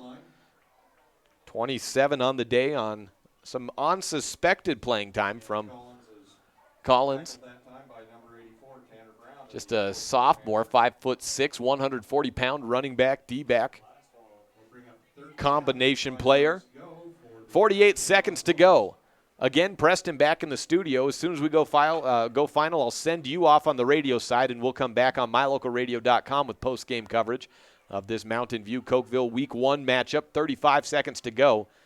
And the shotgun snap at the 34-yard line. The snap the handoff is fumbled and picked up by Cokeville. Well, that's how that one ends. A fumble on the final drive there for Mountain View, but not a big problem as they are pitching a shutout 41-0 with their backups in, getting some time. I think that's the 4th quarterback we've seen today, and that's not even including the direct snaps that we've had to Brigham Blumell and Kimball Madsen.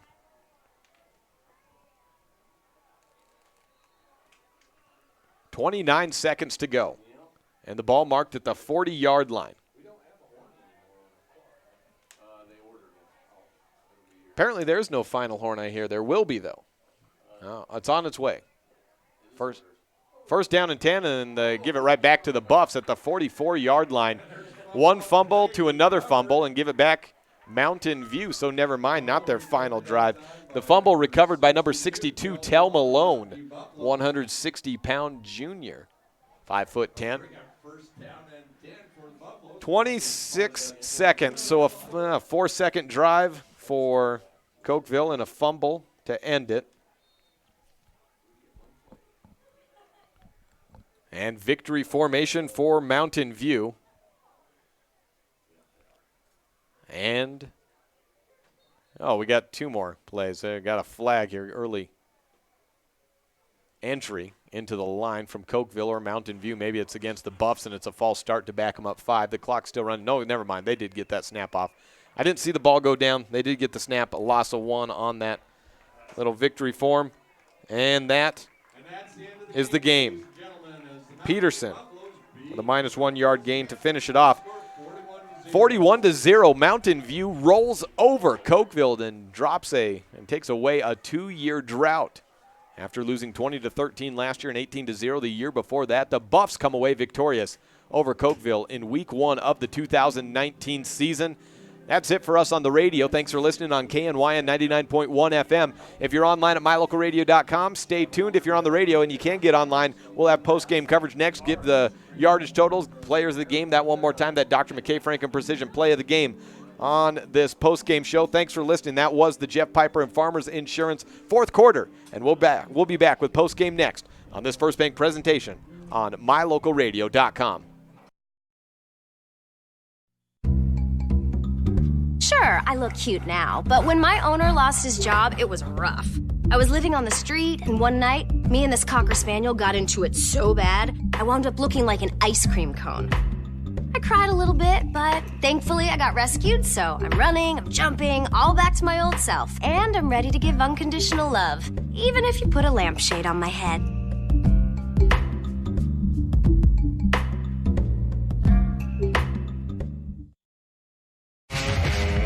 If you want your truck to really catch the eye, have the professionals at Plains Tire in Evanston install a custom lift kit with new tires and wheels. We've got a huge selection to choose from, so no matter what your style is, we've got the tires and wheels to make you smile. The way your truck looks reflects on you. Get the reflection you want with a lift kit, new tires, and wheels from Plains Tire in Evanston, the tire professionals. 157 Bear River Drive. Stop in today. Hello, this is Dr. McKay Franken. Something I've really enjoyed as a dentist over the past 20 years are the lasting friendships that I've formed with many of my patients. My staff is really great, and we try hard to make sure that every patient feels a warm welcome. It doesn't matter if it's your first visit or if you've been with us for years. Every patient is welcome and always appreciated. Our goal is to provide the best dental care possible at reasonable rates. Please call us today to schedule your appointment at 307-789-8910. Go Red Devils! We hope you're enjoying this MyLocalRadio.com exclusive broadcast of Bridger Valley Sports. We love being able to travel around the state to bring the action on the field or court back to you watching at home. Let's face it, doing all this would not be possible without all of our great sponsors. We appreciate the support the following businesses and individuals show to both Mountain View and Lyman Sports. Bradshaw's Glass Towing and Fitness. Whatever it is you need, Bradshaw's can probably help. The Come On In of Casper. When it comes time to cheer on your Buffs or Eagles at state, the Come On In is your best bet for a great night's stay. Auto Farm Chevrolet in Evanston. General Manager Dennis Lynch invites you to come and experience a community-driven dealership. Evanston Regional Hospital. Quality health care close to home. Bridger Valley Motor. Got a check engine light blinking? Don't guess at what the problem is. Take it to Slim at Bridger Valley Motor in Lyman. And Achieve Sports Medicine and Physical Therapy. No excuses, just results. Thank you to all of our Bridger Valley sports sponsors. When I was in foster care, I never knew when I would have to move. So I always had my suitcase ready to go. Then one day I was adopted. My new parents opened their hearts and home to me. My parents cook my favorite breakfast for me every morning. My parents take me on trips I never thought I would go on. They gave me a home and an even better reason to use that suitcase. My parents aren't perfect, but they're perfect for me.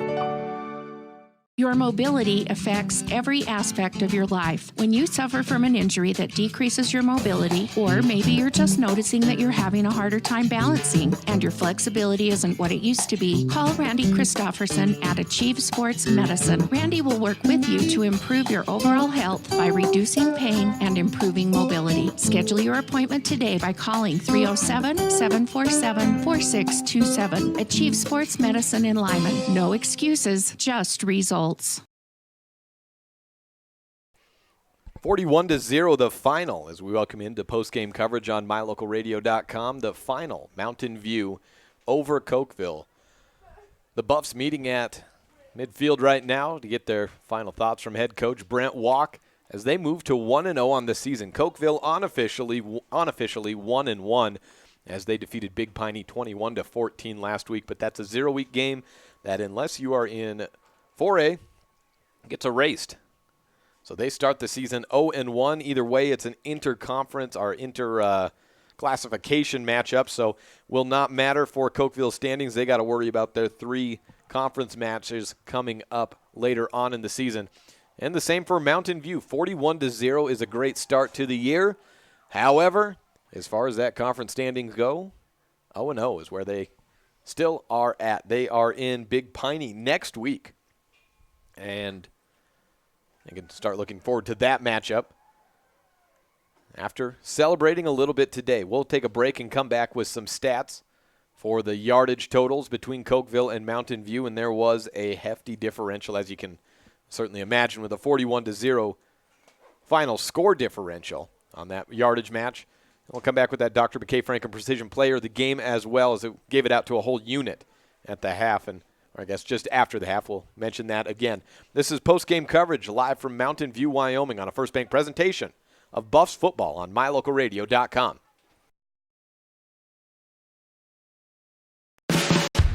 No matter what you need to have printed, Westar Printing is the place you want to have it done. Calendars, letterhead, envelopes, brochures, books, posters, vinyl banners, business forms, announcements, wedding invitations, and business cards are just a few examples. You can also have your favorite family photos printed on canvas or placed into a personalized family photo calendar. You will want to do business with Westar Printing. Stop in today. Westar Printing, 243 7th Street in Evanston.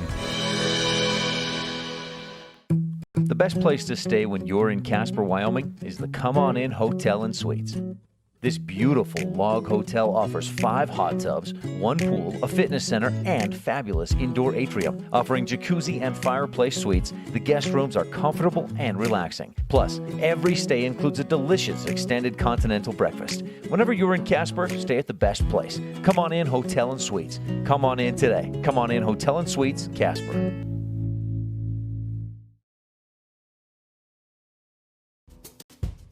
It's human nature to think the grass is always greener on the other side of the fence. That's not always true, especially when it comes to buying vehicles. This is Dennis Lynch, General Manager at Auto Farm Chevrolet. Dealerships pay the same price for new vehicles across America. The fact is, the best deals are right here, in your own backyard. The difference is that our employees are your neighbors, people you can trust. Please visit us first, Auto Farm Chevrolet. We are your community-driven dealer. The best live coverage of local sports, weather, local news, and radio classifieds, plus online streaming music, giveaways, and more. It's all on mylocalradio.com. Watch as your high school teams clash with their biggest rivals. Listen to the latest from your team's coaches. Catch up on local and regional news and stream your favorite music. Visit mylocalradio.com. Like us on Facebook and stream it all live.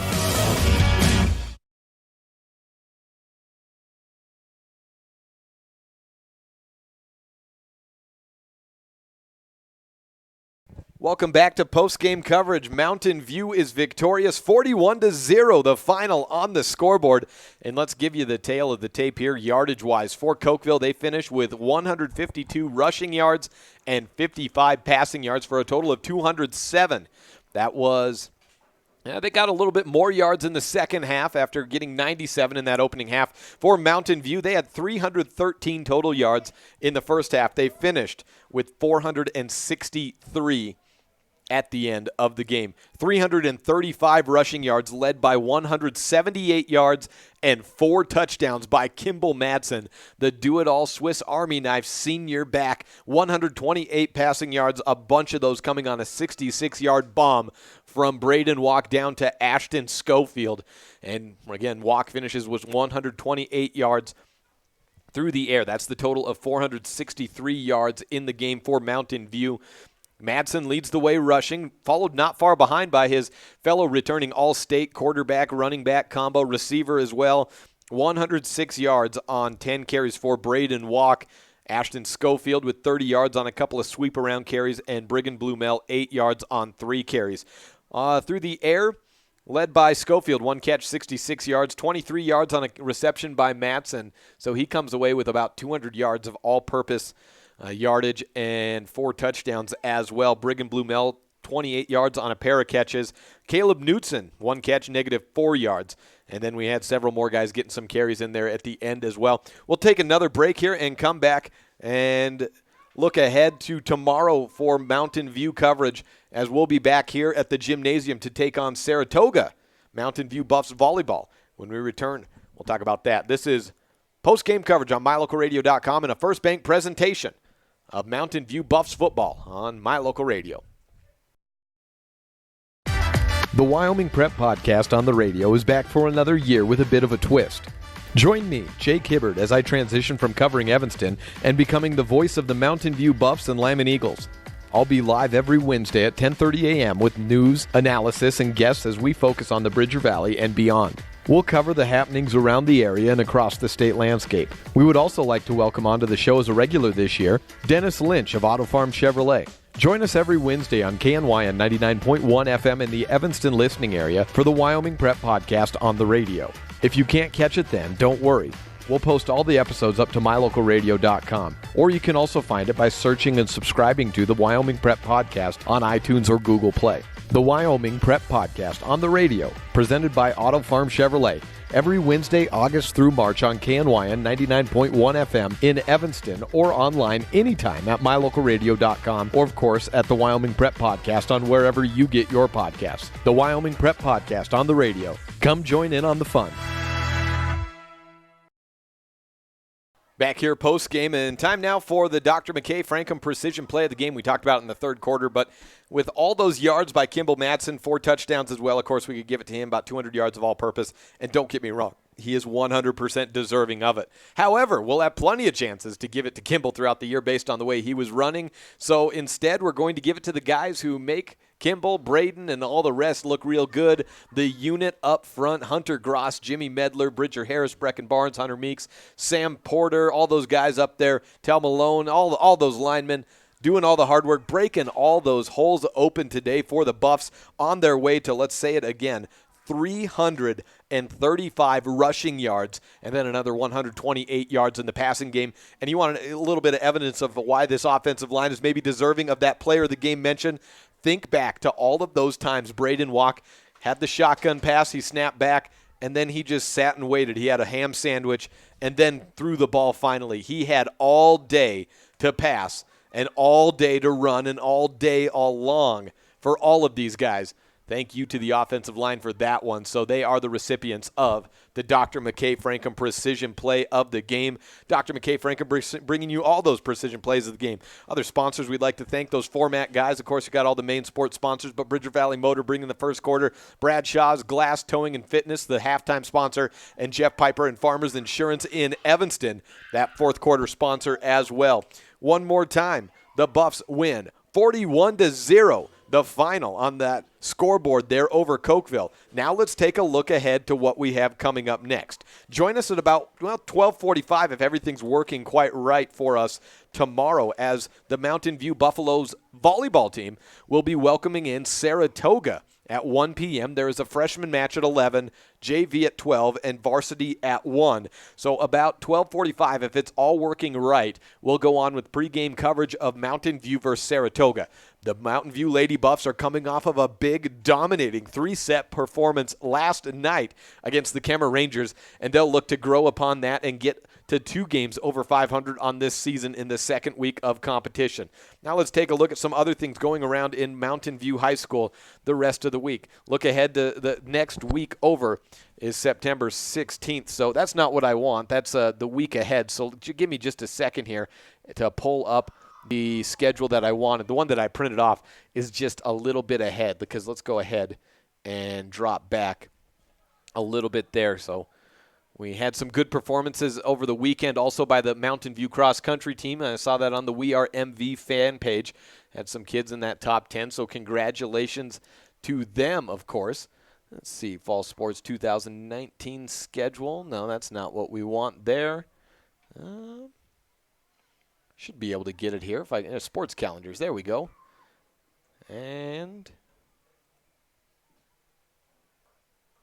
well, maybe not. Maybe I have another way to go and find it. Either way, let's take one more break, and if I can find that schedule, we will, and run through that next and close out the postgame show on this First Bank presentation of Mountain View Sports on mylocalradio.com. The Wyoming Prep Podcast on the with mylocalradio.com, you get to stay up to date with Lyman and Mountain View sports by watching all of the games live in the convenience of your own home. Now you get to keep up with your coaches, athletes, and teachers throughout the week with the Bridger Valley Coaches Corner. Weekdays during the school year, the Bridger Valley Coaches Corner will run on KNYN 99.1 FM at 3 p.m. and keep you up to date with the most interesting storylines from Lyman and Mountain View in football, volleyball, basketball, swimming, running, golf, and more. We'll also check in with different students and teachers from the 2 schools throughout the year. 3 p.m. Monday through Friday on KNYN 99.1 FM is the Bridger Valley Coaches Show presented by mylocalradio.com. Stay connected. Back here one more time, post-game. Was not able to get that schedule up, and then I made a little flub and saved over it, so I have to revert that file. But in the meantime, know that tomorrow we will have Mountain View volleyball action live on mylocalradio.com. Tip-off, our first serve scheduled for about 1 p.m., so join us 15 minutes prior to that. For pregame coverage, we'll hear from Diana Timms. We'll have a Meet Your Buffs edition. We'll have Cortland Condis in for that one. And then we'll also hear from head coach of the Saratoga team as well. Until then, I'm Jake Hibbard. Thanks for listening. 41-0, Mountain View rolls over Cokeville in the opening week of the football season on this First Bank presentation of Mountain View football on mylocalradio.com.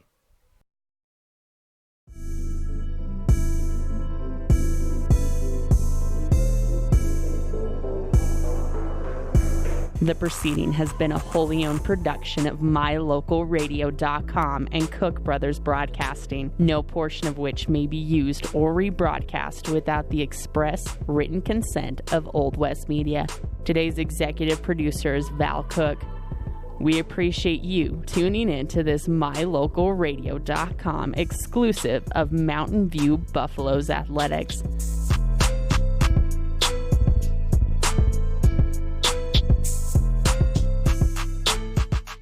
We would like to take a moment to thank all of our sponsors and partners who make this all possible.